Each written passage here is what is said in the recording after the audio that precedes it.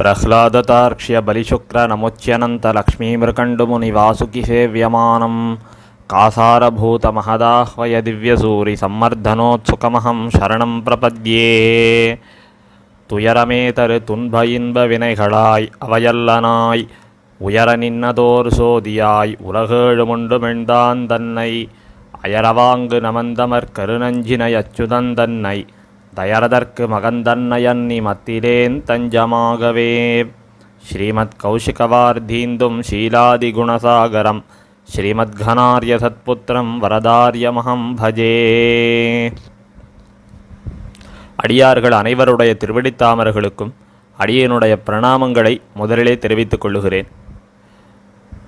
சேவடி செவ்வி திருக்காப்பு என்கிற இந்த சேனலிலே ஸ்ரீராமநவமியை முன்னிட்டு ராம குணானுபவங்களை அனுபவிப்பிக்க இன்னை தினம் இவ்வடியவனுக்கு விண்ணப்பத்துக்கு விஷயமாக அமைந்திருக்கக்கூடியது சஹஸ்ரநாம ராமாயணம் என்பது. ஸ்ரீமத் உபயவேதாந்த மகாவித்வான் காஞ்சி பிரதிவாதி பயங்கரம் அண்ணங்கராச்சாரிய சுவாமி இந்த சஹஸ்ரநாம ராமாயணம்னே விஷ்ணு சஹஸ்ரநாமத்தில் அமைந்திருக்கக்கூடிய 16 திருநாமங்கள் சக்கரவர்த்தி திருமகனுடைய வைபவங்களை பறக்க பேசுகிறது என அந்த திருநாமங்களை விவரிக்கும் வண்ணமாக ஒரு கிரந்தமே அருளி செய்திருக்கிறார். அந்த கிரந்தத்தில் இருக்கக்கூடிய ஆழ்பொருள்கள்தான் இன்னைக்கு நம்முடைய அனுபவத்துக்கு விஷயமாகிறது. ஆக முதலிலே சுவாமியினுடைய திருவடித்தாமர்களுக்கு நாம் அநேகம் கிருதஜதைகளை சமர்ப்பித்து கொண்டு மேலே குணானுபவத்திலே புகுகிறோம். இந்த ஸ்ரீராமநவமி, இப்போ இந்த வருஷத்து ஸ்ரீராமநவமி தான் பெருமாள் யதாஸ்தானத்தில் கொண்டாடுற ஸ்ரீராமநவமி. ரொம்ப நாள் கழித்து இந்த குழந்தை ராமர், ராம்லல்லா என்று சொல்லப்படுகிற எம்பெருமான் அவர் தன்னுடைய யதாஸ்தானத்துக்கு எழுந்தருளி இப்போ கோலாகலமாக சம்பிரோக்ஷணம் எல்லாம் நடைபெற்றதல்லவா சமீபத்தில். அந்த யதாஸ்தானத்திலே தன்னுடைய திருநக்ஷத்திர மகோத்சவத்தை பெருமாள் கொண்டாடக்கூடிய அற்புதமான சன்னிவேஷம். இந்த சன்னிவேஷத்திலே தான் இப்போ இந்த குணானுபவத்தை நாம் பண்ண போகிறோம். இதில் ஒரு ரொம்ப ஆச்சரியமான விஷயம் என்ன தெரியுமோ, விஷ்ணு சஹஸ்ரநாமாத்தியாயம்ங்கிறது மகாபாரதத்தில் இருக்கக்கூடிய விஷயம். அப்போ மகாபாரதத்திலேயும் பெருமாளுடைய வைபவம், சக்கரவர்த்தி திருமகனுடைய வைபவம் பேசப்பட்டிருக்கு. அதுவும் விஷ்ணு சஹஸ்ரநாமம் எப்படிப்பட்ட ஒரு சமயத்தில் ஏற்பட்டது, பீஷ்மாச்சாரியர் ஒரு திருநாமமாக சொல்லுகிறார். அதை பாண்டவர்கள்லாம் கேட்கிறார்கள். அந்த திருநாமங்களுக்கு விஷயமாக இருக்கக்கூடிய கண்ணன் தானும் சேர்ந்தே கேட்கிறான் இல்லையா. அப்போ பெருமாள் தானே அமர்ந்து கொண்டு கேட்கிறார். எப்படி அன்னைக்கு 24,000 ஸ்லோகங்களை குஷலவர்கள் பாடுகின்ற போது பெருமாள் எதிரில் அமர்ந்திருந்து கேட்டாரே, செம்பவள திரள்வாய் தன் சரிதை கேட்டான்னு குலசேகராழ்வார் சொல்கிறாரே, அதே போல இந்த 1000க்குள்ள ஒரு 16 திருநாமங்கள் அந்த பெருமாள் சக்கரவர்த்தி திருமகனுடைய வைபவத்தை கண்ணபிரான் கேட்கும்படியான ஆச்சரியமான சன்னிவேஷம். இந்த விஷ்ணு சஹஸ்ரநாமாத்தியாயத்துக்கு சுவாமி பராசர பட்டர் பகவத்குண தர்ப்பணம், எம்பெருமானுடைய திருக்கல்யாண குணங்களை காண்பிக்கக்கூடிய கண்ணாடி என்கிற பெயர் உடையதான ஒரு பாஷ்யத்தை அருளி செய்திருக்கிறார். அதிலே இந்த 16 திருநாமங்கள், சக்கரவர்த்தி திருமகனுடைய 16 திருநாமங்கள், அது என்ன 16ன்னு கேட்டால், பரர்திஹி, பரமஸ்பஷ்டா, துஷ்டா, புஷ்டா, சுபேக்ஷணா, ராமஹா, விராமஹா, விரதஹா, மார்கஹா, நேயஹா, நயஹா, அனயஹா, வீரஹா, சக்திமதாம் ஸ்ரேஷ்டா, தர்மஹா, தர்ம விதுத்தமஹா என்ன இந்த 16 திருநாமங்கள் சக்கரவர்த்தி திருமகனுடைய வைபவத்தை பேசுகின்றவை என்ன பட்டர் அருளி செய்கிறார். இப்படி இப்போ 1000 திருநாமங்களுக்கு பாஷ்யம்னு எழுதிண்டே வரார் பட்டர். இந்த 16 தொடங்க போகிறது. அதுக்கு முன்னாடி வரைக்கும் எழுதியாச்சு. எழுதிட்டு பட்டர் பார்க்கிறார், இந்த பராசர் பட்டர் இருக்காரே, ராமாவதாரவென்னால் பட்டர் போற பக்ஷபதித்திருப்பர் என்ன நம்முடைய பூர்வாச்சாரியெல்லாம் சொல்லுவாளாம். ராமாவதாரம்னா ராமாவதாரத்துக்கு மட்டும்தான் பட்டர் பேசுவர், மற்ற ஒரு அவதாரத்துக்கு சார்ந்து பேசவே மாட்டார். இப்படி ராமாவதாரத்தில் அவருக்கு அவ்வளவு ஈடுபாடு. இப்படிப்பட்ட ஈடுபாட்டினாலே இப்போ இவ்வளவு திருநாமங்களுக்கு பாஷ்யம் அருளி செய்தேன். இதுக்கு அடுத்து பிற்பாடு வரக்கூடிய 16 திருநாமங்கள், அதன் மூலமாக ராமச்சரித்திரத்தை பேச ஆரம்பிக்கிறேன் அப்படின்னு சொல்ல வேண்டியவர் அத ராமச்சரித்தம், அடுத்தது ராமச்சரித்தத்தை சொல்ல போகிறேன் அப்படின்னு சொல்லிடாமல் அந்த ராமச்சரித்தத்துக்கு ஒரு அடமொழி கொடுத்தார். என்னன்னு கொடுத்தார்? அத மிருத சஞ்சீவனம் ராமச்சரித்தம். அத மிருத சஞ்சீவனம், இப்படி மாண்டு போனவர்களையும் பிழைக்க வைக்கக்கூடியதான ராமகதையை சொல்ல ஆரம்பிக்கிறேன் அப்படின்னு. அப்போ அதிலிருந்தே இவருக்கு ராமச்சரித்தத்தை சொல்கிறதுல எத்தனை ஈடுபாடு அப்படின்னு தெரிஞ்சுக்கலாம். மாண்டு போயிடலாம்னு போன பிராட்டியையும் இப்படித்தானே திருவடியானவர் அந்த ராமச்சரித்திரங்களையெல்லாம் சொல்லி அதனாலே உயிர் தரிப்பிக்கும்படியாக செய்தார். இப்படி இந்த ராமச்சரித்தத்துக்கு இருக்கக்கூடிய ஏத்தமே அதுதானே. நம்ம பார்த்துலே யாருக்கோ ஏதோ வியாதி வந்துடுத்துன்னா விஷ்ணு சஹஸ்ரநாமம் சொல்லுங்கோ, சஹஸ்ரநாமம் அதை அனுசந்தானம் பண்ணுங்கோ அப்படின்னு தானே சொல்கிறோம். அப்போது இந்த 16 திருநாமங்கள் மாண்டு போனவரையே உயிர்ப்பிக்க வல்லவை என்னால். அப்போ ராமச்சரித்தம்ங்கிறது எத்தான் பண்ணாது, நமக்கு எத்தனை நன்மைகளை பண்ண போகிறது. அப்படிப்பட்ட ராமகுணானுபவத்தை பண்ணுகிறேன், சஹஸ்ரநாமத்தில் சொல்லப்பட்டிருக்கிற ராமகுணானுபவத்தை பண்ணுகிறேன். என்ன இப்படி இந்த பரர்த்தி முதலான திருநாமங்களாலே ராமச்சரித்திரத்தை பட்டர் அருள் செய்கிறார்.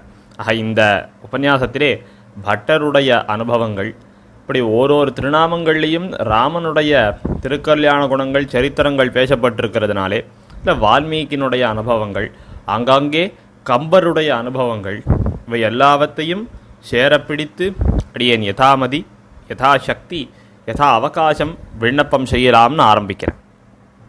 இப்போ முதல் திருநாமம் பரர்திஹி. பரர்திஹி இதுக்கு 2 விதமான அர்த்தங்களை காண்பிக்கிறார்கள் நம்முடைய பூர்வாச்சாரியர்கள். பராருத்திஹி யஸ்மின் சஹா பரர்திஹி அப்படின்னு ஒரு அர்த்தம். ருத்தி, ருத்தின்னா சம்ருத்தி, வளம்னு அர்த்தம். என்ன சம்ருத்தி அப்படின்னா செல்வம் மல்கி இருக்கிறவன் எம்பெருமான், சக்கரவர்த்தி திருமகன். திவ்வதேசங்கள் பலவற்றை ஆழ்வார்கள் மங்களாசாசனம் பண்ணும்போது பார்க்கிறோமே, செல்வம் மல்கு தெந்திரு குடந்தை, செல்வம் மல்கு குடி திருவிண்ணகர் கண்டேனே, செல்வம் மல்கி அவன் கிடந்த திருக்கோளூர். இப்படி திவ்வதேசங்கள்லாம் செல்வம் மல்கி இருக்கு, செல்வம் மல்கி இருக்குன்னு ஆழ்வார்கள்லாம் பாடுறார்கள். இப்போ அந்த ஊரில் பணம் காசுக்கு குறவில்லையா அப்படின்னா, கைங்கரியம் பண்ணுறதுக்குன்னு இருக்கும்படியான திரவியங்கள் திரவிய விசேஷங்களுக்கும் குறவு கிடையாது. மற்றொரு விஷயம், அங்கே எம்பெருமானுடைய திருக்கல்யாண குணங்கள் தான் செல்வம், அந்த குணபூர்த்திக்கும் குறவு கிடையாது. அப்போ செல்வம் மல்கி இருக்கிறது. இப்போ நமக்கெல்லாம் செல்வம் மல்கி இருக்குன்னா நீங்காத செல்வம் கைங்கரிய வர பிராப்தி, அது இருந்ததுன்னா தான் நாம் செல்வம் மல்கி இருக்கிறவர்கள். அது இல்லாமல் போனால் நமக்கு எத்தனை செல்வம் மல்கி இருந்தாலும் ஒரு பிரயோஜனமும் கிடையாது.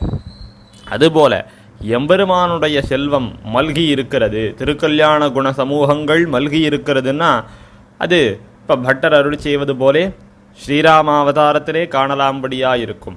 நாம் இன்னைக்கு கண்கொண்டு காணலாம்படியாக அர்ச்சாவதாரத்திலே காணலாம்படியாக இருக்கும். இப்படி திருக்கல்யாண குண சமிருத்தியை இந்த பரர்தி அப்படிங்கிற இந்த திருநாமமானது தெரிவிக்கிறது.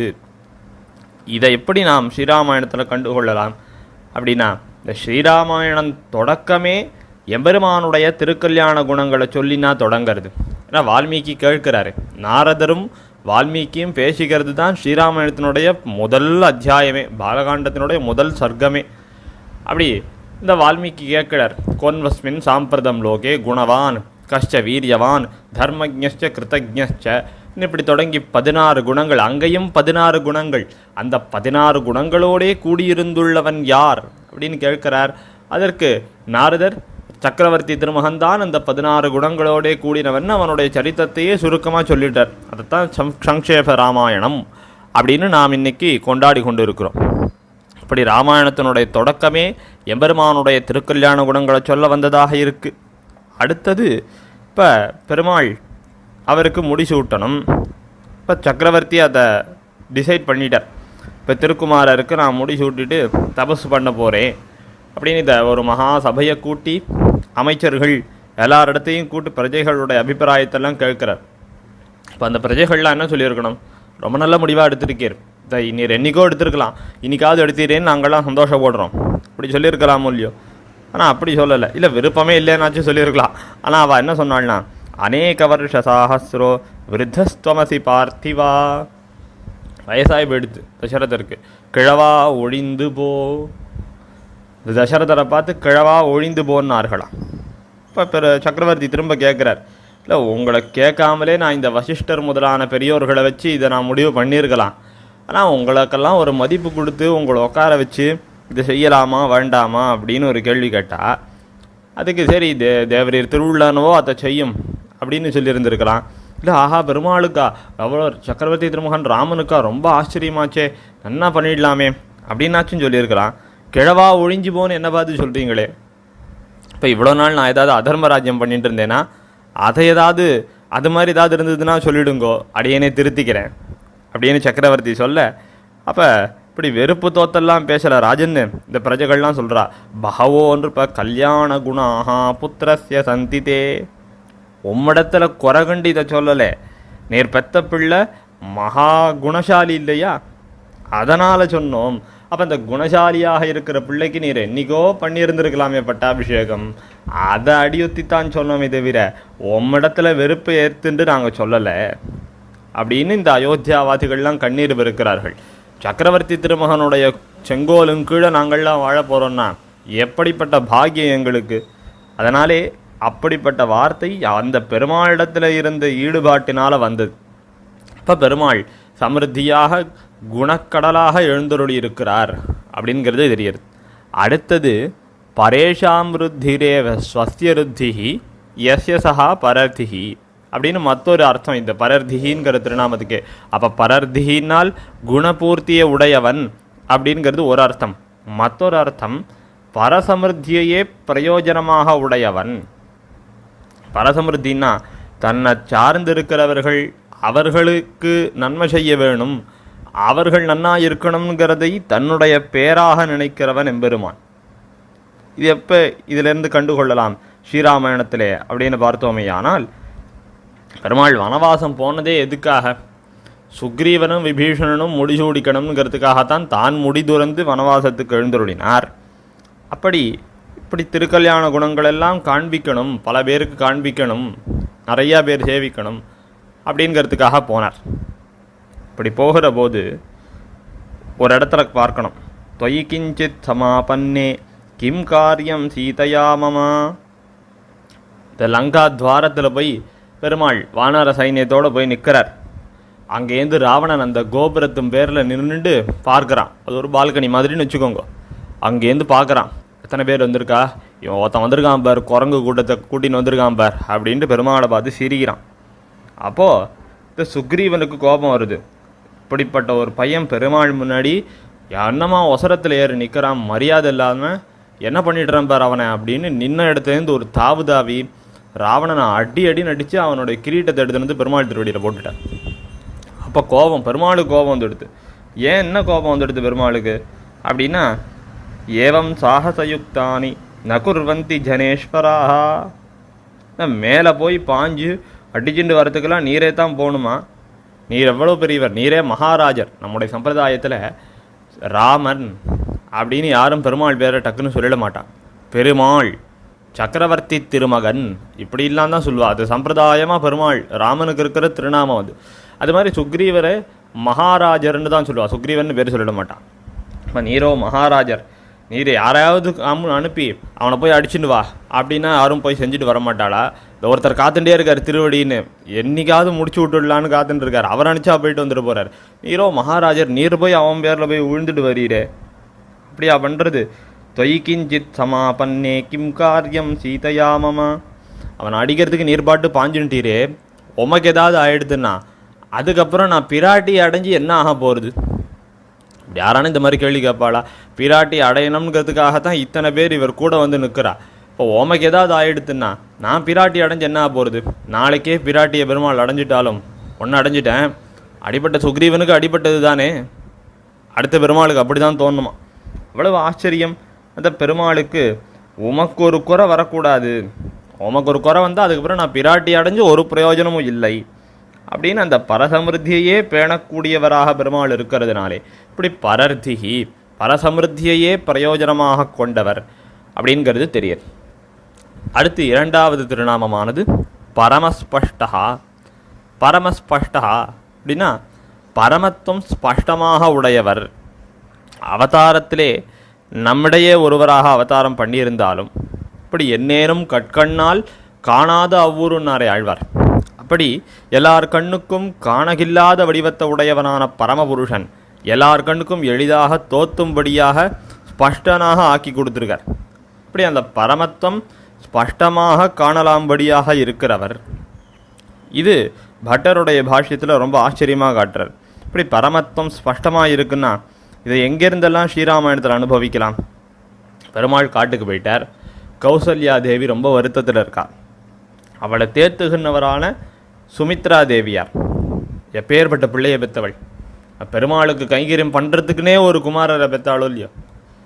மேலும் அந்த பெருமாளுடைய அடியவரான பரத்தாழ்வான் அவருக்கு கைங்கரியம் பண்ணுறதுக்கு மற்றொரு குமாரரை பெற்றா. அவள் தான் ஏத்தம் மிகுந்தவள். அவள் சொல்கிறா இந்த கௌசல்யா தேவியை குறித்து, சூரியஸ்தியாபி பவேத் சூர்யா தெய்வத்தம் தேவதாம் ச. அவளே பெருமாளுடைய பரத்வத்தை சொல்லி தான் தேத்துகிறாள். இப்படி பெருமாள் பரத்வத்தை நன்னாக கண்டறிந்தவள். சரி, அவள் சொன்னா. அடுத்து ராவணன் மாண்டு போன பிற்பாடு இந்த பிரேத பூமிக்கு வந்து புலம்புகிறாள் மந்தோதரி. அவளும் என்ன சொல்கிறாள்னு கேட்டா, தமச பரமோதாதா சங்க சக்கர கதாதரா ஸ்ரீவத்சவக்ஷா நித்யஸ்ரீ அஜஹ்யாச்சாரியதோ த்ருவா. பெருமாள் எப்படிப்பட்டவர்? தமச பரமோதாதா சங்க சக்கர கதாதரா. இப்படி சங்க சக்கரங்களை தரித்திருக்கிற எம்பெருமானாகவே சக்கரவர்த்தி திருமகனை தெரிவிக்கிறதுனாலே இந்த பரமத்துவமானது ஸ்பஷ்டமாக தெரிகிறது. இது கூட போட்டோம். அடுத்து திருவடி சொல்கிறார். திருவடி எப்போ சொல்கிறாருன்னா, இவெல்லாம் கபந்தன் சொன்னான்னு சுக்ரீவனை தேடிட்டு வரா பெருமாளும் இளைய பெருமாளும். அப்போ அதை திருவடி ஒரு இடத்துலேருந்து பார்க்குறாரு. இப்படி ஒருத்தர் 2 பேர் திடீர்னு வராளே காட்டுக்குள்ள. யார் இவாள்லாம்? ஆயுதாச்ச சுவிருத்தாச்ச பாஹவா பரிகோபமாக சர்வபூஷண பூஷார்காக கிமர்த்தம் ந விபூஷிதாக. இப்படி அவள் எப்படி வரா அப்படின்னா, கையில் ஆயுதங்களை வச்சுட்டு வரா. ஆனால் பார்த்தாக்க திருவாபரணங்கள்லாம் போட்டுக்கிறவாளை போல தெரிகிறது. ஆனால் திருவாபரணங்கள் எதுவும் போட்டுக்காது தான் வரா. இப்போ இந்த இடத்துல என்ன பிரயோகம் இருக்கணும்னா, ஆயுதாக சுவிருத்தாக பாஹவாக பரிகோபமாக சர்வபூஷண பூஷார்காக விபூஷிதாக. இதெல்லாம் பன்மையாக இருக்குது, பகுவச்சனமாக இருக்குது. ஆனால் வந்த தினமோ 2 பேர் தான், பெருமாளும் இளைய பெருமாளும். சம்ஸ்கிருதத்தில் அப்போ த்விவச்சனமாக தானே இருந்திருக்கணும். ஆயுதௌச்ச சுவிருத்தௌச்ச பாஹூதே பரிகோபமௌ அப்படின்னு த்விவச்சனமான இருந்திருக்கணும். ஏன் இந்த இடத்துல பகுவச்சனமாக சொல்லியிருக்கார்? 2 பேர் தான் வந்திருக்கா. அப்போ த்விவச்சனமாக சொல்லியிருக்க வேண்டியவரான திருவடி ஏன் அதை பகுவச்சனமாக சொன்னார் அப்படின்னு கேட்டால், இந்த ஸ்ரீராமாயணத்துக்கு ஆச்சரியமாக கோவிந்தராஜர்னு ஒரு சுவாமி வியாக்கியானம் பண்ணார். அவர் எழுதியிருக்கார், ஹனுமதோ பக்தத்வேன தஸ்ய சதுர்புஜ வேஷேன திருஷ்யோ பவத். திருவடி எவ்வளோ பரமபக்தர் ஆஞ்சநேயர், அதனாலே அவருக்கு சதுர்புஜமான நிஜரூபத்தை பெருமாள் காண்பித்தருளினார் அப்படின்னு எழுதியிருக்கார். எவ்வளோ ஆச்சரியம் பாருங்கள். அப்போது இந்த திருவடிக்கு சதுர்புஜ ரூபத்தில் பெருமாள் காட்சி கொடுத்துருக்காரு. நம்பெருமாள்னு நினச்சிக்கணும் நம்ம. ஏன்னா நம்பெருமாள் என்ன சொல்கிறார் எம்பெருமானாருக்கு கஜ்யத்திரயத்திலே, அன்றுதம் நோக்த பூர்வமே நச்சவக்ஷே கதாச்சன ராமோ த்விர்ணாபிபாஷதே. நம்பெருமாள் தான் ராமன், பெரிய பெருமாள் கண்ணன். அப்போ அந்த நம்பெருமாள் 4 திருக்கரங்களோடு எழுந்துருளி இருக்காரே, அதான் 4 திருக்கரங்களாகத்தான் இப்படி பெருமாள் திருவடிக்கு சேவை சாதிச்சிருக்கார் அப்படின்னு தெரியறது. அடுத்து இந்த துஷ்டஹா, இப்படி பரமஸ்பஷ்டா பரமத்துவம் ஸ்பஷ்டமாக அடியார்களுக்கு தெரியும்படியாக சேவை சாதிக்கிறவர் பெருமாள்னு பார்த்தோம். அடுத்து துஷ்டஹா, துஷ்டஹாங்கிறது சந்துஷ்டஹா அப்படின்னு கொள்ளணும். சந்துஷ்டஹானா பெருமாள் மகிழ்ச்சியோடு கூடினவர். ஆழ்வார் தெரிவித்தார், நாட்டில் பிறந்து படாதனப்பட்டு மனிதர்க்கா. இந்த படாதனப்பட்டு இந்த சம்சார மண்டலத்தில் பெருமாள் பிறந்து இந்த கர்மவசியர்களான சம்சாரிகள் படாத கஷ்டங்களையெல்லாம் அவரும் பட்டார் அப்படின்னு ஆழ்வார் அருள் செய்தார். இப்படி பெருமாள் தாமே அவதாரம் பண்ணி இவ்வளவு கஷ்டத்தை பட்டிருக்காரு, இப்போ பெருமாளுக்கு சந்தோஷமே இல்லையா அப்படின்னு நமக்கு தோணும். உண்மை அப்படி கிடையாது. இந்த சம்சாரிகளை உஜ்ஜீவனம் பண்ணுறதுக்காக நான் படாதனப்பட்டேனே அப்படின்னு பெருமாள் திருவுள்ளம் உகந்து தான் இருப்பான். இப்படி நாட்டை ஆள பாரித்திருக்கிற பெருமாள், இப்படி இருக்கிறவர் திடீர்னு ஜடாமுடி தரிச்சுண்டு இப்படி காட்டுக்கு போய் இப்படி அதுக்கெல்லாம் நியமனம் வாங்கிட்டார். இந்த இடத்துல தான் ரொம்ப ஆச்சரியமாக பார்க்கணும். கம்பருடைய அனுபவம் அவ்வளோ ஆச்சரியமாக இருக்குது. ஏன்னா இந்த பெருமாள் சந்தோஷமாக இருந்தார். ஓகே, நாளைக்கு ராஜ்யம் கிடைக்க போகிறது நமக்கு அப்படின்னு. இப்படி ராஜ்யோவா வனவாசோவா வனவாசோ மகோதயா பெருமாள் சொல்கிறார். நாளைக்கு ராஜ்யம், பெருமாள் சந்தோஷமாக இருந்தார். அப்புறம் உனக்கு ராஜ்யம் கிடையாது, நீ காட்டுக்கு போகணும் அப்படின்னு தாய் தந்தையருடைய நியமனம் கிடைச்ச உடனே என்ன சொல்கிறது? பெருமாளுடைய திருமுக மண்டலத்தை பார்க்கணுமே. இப்பொழுது எம்மனோரால் இயம்புதற்கெளிதோ யாரும் செப்பரங்குணத்தி ராமன் திருமுகச் செவ்வி நோக்கின் ஒப்பதே முன்பு பின்பவ் வாசகத் முறைக்க கேட்ட அப்பொழுதலர்ந்த செந்தாமரையினை வெண்ணதம்மா அப்படின்னு கம்பர் சொல்கிறார். இப்படி வனவாச கட்டளை பெறுவதற்கு முன்பு பெருமாளுடைய திருமுக மண்டலம் தாமரை போல் இருந்தது. இப்படி வனவாசத்துக்கு போகணும், காட்டுக்கு போ, உனக்கு நாடு கிடையாது அப்படின்னு சொன்ன உடனே பெருமாளுடைய திருமுக மண்டலம் அப்போதலர்ந்த செந்தாமரையை ஜெயிச்சுடுது. ஏன்னா காட்டுக்கு போகணுமேங்கிற சோகம் பெருமாளுக்கு கிடையவே கிடையாது. அப்பாடா, இதுக்காகத்தானே நான் காத்துட்டு இருந்தேன்னு பெருமாள் ரொம்ப சந்தோஷப்பட்டாராம். ஏன்னா காட்டுக்கு போனால்தான் நன்னாக புண்ணிய தீர்த்தங்கள்லாம் ஸ்நானம் பண்ணலாம், மகர்ஷிகள் திருவடி வாரங்களில் உட்காந்து ஏதேனும் நல்வார்த்தைகளை எல்லாம் கேட்டுக்கலாம். எல்லாத்துக்கும் மேலே விபீஷணன் சுக்ரீவன் போல்வாருக்கெல்லாம் முடிசூட்டலாம். இப்படி அன்பர்களையெல்லாம் சந்தோஷப்படுத்தலாமே. அப்படி துஷ்டி, அந்த சந்துஷ்டியோடு கூடினவர் பெருமாள், அதுதான் துஷ்டகா. அடுத்து புஷ்டகா. இந்த துஷ்டகான்னு கீழே சொன்ன திருநாமத்தை நன்னாக விளங்கச் செய்வது, அதை நிலநாட்டக்கூடியது தான் இந்த புஷ்டகான்கிற திருநாமம்.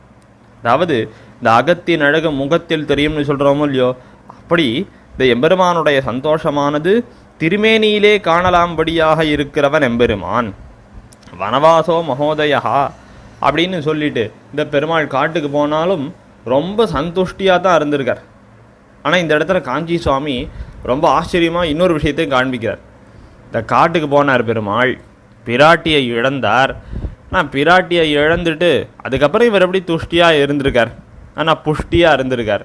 அந்த மனசில் இருந்த சந்துஷ்டி அவர் திருமேனியில் எப்படி பரிணமிச்சிருக்கும். மற்றொன்று, பெருமாளே பிராட்டி பிரிஞ்சதுக்கப்புறம் ஒரு இடத்துல புலம்புகிறார் பெருமாள். ராஜ்யாத் பிரம்சோ வனேவாசா நஷ்டா சீதா ஹதோத்விஜா ஈதிருஷீயம் மமாலக்ஷ்மீஹி நிர்கதஹேதபி பாவகம். நான் பிராட்டி இழந்ததுக்கப்புறம் இப்போ பெருமாள் புலம்புறார். ஐயோ, ராஜ்யத்தை இழந்துட்டேனே, காட்டுக்கு வந்து வசிக்கும்படியாக ஆயிடுத்தே. இப்போ நமக்கு உடனே ஒரு சந்தேகம் வரும். காட்டுக்கு போன உடனே வனவாசோ மகோதயான்னு சொல்லிட்டு போனார் இந்த பெருமாள். ஆனால் இப்போ என்னடா, நான் பிராட்டி பிரிஞ்சிடாள்னு உடனே ஐயோ ராஜ்யத்தை இழந்துட்டேனே அப்படின்னு புலம்புறாரே அப்படின்னு நமக்கு ஒரு சந்தேகம். இந்த இடத்துல நம்பிள்ளை இதுக்கு ஆச்சரியமாக ஒரு சமாதானம் சொல்கிறார். ஆஸ்ரித சம்ஸ்லேஷத்துக்கும் ரிஷிகளை நோக்குகைக்கும் என்றே போந்தது. ஆசிரிதர்கள் பல பேருக்கு முகம் காட்ட வேணும், மகர்ஷிகள் பல பேரை சந்திக்கணும் அப்படிங்கிறதுக்காக தான் காட்டுக்கு வந்தார். அத்தோடே விரோதிக்கையாரே சொல்லுகிறார். அத்தோடு விரோதிக்கிறதே. இப்போ பிராட்டி கூட இருந்தால்னா சந்தோஷமாக கூட்டின்னு போயிட்டு 14 ஆண்டுகள் முடிஞ்ச உடனே நாட்டுக்கு வந்துடலாம். இப்போ பிராட்டி தொலைஞ்சு போயிட்டாள்னு உடனே அவளை தேடணுமோ இல்லையோ, அவளை தேடும்போது இதெல்லாம் பார்க்க முடியுமா நம்ம? அதனால் அதோடு விரோதிக்கையாலே. அடுத்து பிராட்டியை பிரிகையாலும் பெரிய உடையாரை இழக்கையாலும் இவத்துக்கு அடியானவை இப்போது அனர்த்தமாய் தோத்தினபடி. விராட்டியை பிரிஞ்சுட்டார், பெரிய உடையார் ஜடாயுவை இழந்துட்டார். அதனால் இதுக்கு முன்னாடி நடந்ததெல்லாம் இவருக்கு அனர்த்தமாக படுறதான். ஒன்றுமில்லை, நாமே இப்போ இருக்கோம், திருவேங்கட யாத்திரைக்கு போகிறோம், திருமலைக்கு போகிறோம், திருவேங்கடமுடைய யானை சேவிச்சுடலாம். நம்ம ஒரு பிளான்டாக போயின்னு இருப்போம். முதல்ல போகிறோம், கீழே கோவிந்தராஜ சுவாமி சேவிக்கிறோம், அடுத்து தாயாரை திருச்சானூரில் சேவிக்கிறோம், நேராக மலைக்கு போய்ட்டுறோம், கார்த்தால் போய்ட்டு பெருமாளை சேவிச்சுட்டு நான் லட்டை வாங்கிட்டு திரும்ப கால் வந்துவிடுறோம் அப்படின்னு நம்ம நினச்சிட்டு இருக்கோம். அங்கே போயிட்டு சாப்பாட்டுக்கும் தண்ணிக்கும் கஷ்டப்படுறோம், ரொம்ப அவஸ்தைப்படுறோன்னு வச்சுப்போம். அப்போ உடனே நம்ம என்ன சொல்லுவோம்? அச்சோ நமக்கு சாப்பாடு கிடைக்கலையே, தீர்த்தம் கிடைக்கலையே, இதை சொல்ல மாட்டோம். நான் ஆற்ற விட்டு வெளில வந்தேன் பார்த்தியா, என் தப்பு தான், அப்படின்றோம் உடனே. அப்போது திருவேங்கடமுடையான சேவிக்கணுங்கிற அந்த ஒரு சொந்த நோக்கத்தோடு தான் வெளியில் வந்திருக்கோம். ஆனால் அங்கே போயிட்டு அவர் சேவிக்கிறதுக்குள்ளே நம்ம அவ்வளோ கஷ்டப்படுறோன்னு உடனே நான் ஏன் ஆற்ற விட்டு வெளியில் வந்தேன், என் தப்பு தான், உடனே அங்கே போய்டுறது நம்முடைய மனசு. அதே போல் இப்போது பெருமாள் காட்டுக்கு வந்தார், நன்னா சந்துஷ்டியாக தான் இருந்தார், புஷ்டியாக தான் இருந்தார். ஆனாலும் அதுக்கு நேர்பட நடந்தெடுத்து இப்போ பெரிய உடையாரை இழந்துட்டேன், பிராட்டியை பிரிஞ்சுட்டேன், இதுக்கப்புறம் அந்த வனவாசத்தில் நான் என்ன நினச்சின்னு வந்தேனோ அதை என்னால் அதுக்காக டைம் ஸ்பேர் பண்ண முடியலையே. அதுதான் பெருமாளுக்கு இப்போ வருத்தமே. இதுக்கு அடுத்தபடியாக திருவடி ஒன்று சொல்கிறார். ஆனால் இவ்வளவு கஷ்டம் இருந்தாலும் பெருமாள் நன்னா புஷ்டியாக தான் பாருகிறார். இது திருவடி சொல்கிறார். எப்போ சொல்கிறார் அப்படின்னா, தாரயத்யாத்மனோ தேகம் நசோகே நாவசீததி. பிராட்டியை போய் பார்க்குறார், அசோகவனத்தில் திருவடி போய் பார்க்குறார்.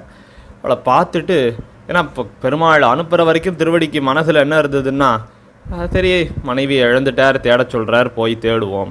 அவர் பிரம்மச்சாரி இல்லையா, அவருக்கு தெரியல. ஆனால் அந்த அசோகவனத்துக்கு போய் பிராட்டியை பார்த்ததுக்கப்புறம் பெருமாள் அவர் எப்படி இருக்கார் பெருமாள், ஐயோ தாரயத் ஆத்மனோதேகம் ந சோகேனாவசீததி. இந்த பிராட்டியை பிரிந்தும் அவர் இன்னும் இருக்காரே, அவர் இன்னும் இருக்காரேங்கிறது எப்படி சொல்லியிருக்கணும், ந ஜீவதி.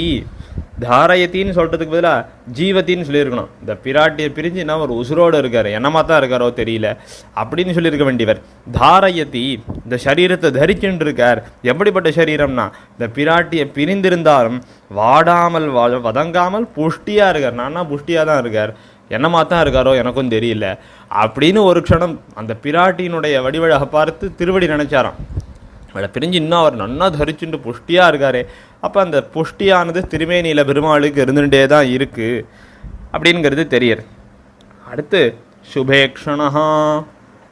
இப்போ புஷ்டின்னு மொத்தமான திருமேனி அழக சொன்னாலும் சுபேக்ஷணா அப்படின்னு அந்த பெருமானுடைய திருக்கண் அழகு, அந்த திருக்கண் அழகிலே ஈடுபட வேண்டும் அப்படிங்கிறத காட்டுறது சுபேக்ஷணா.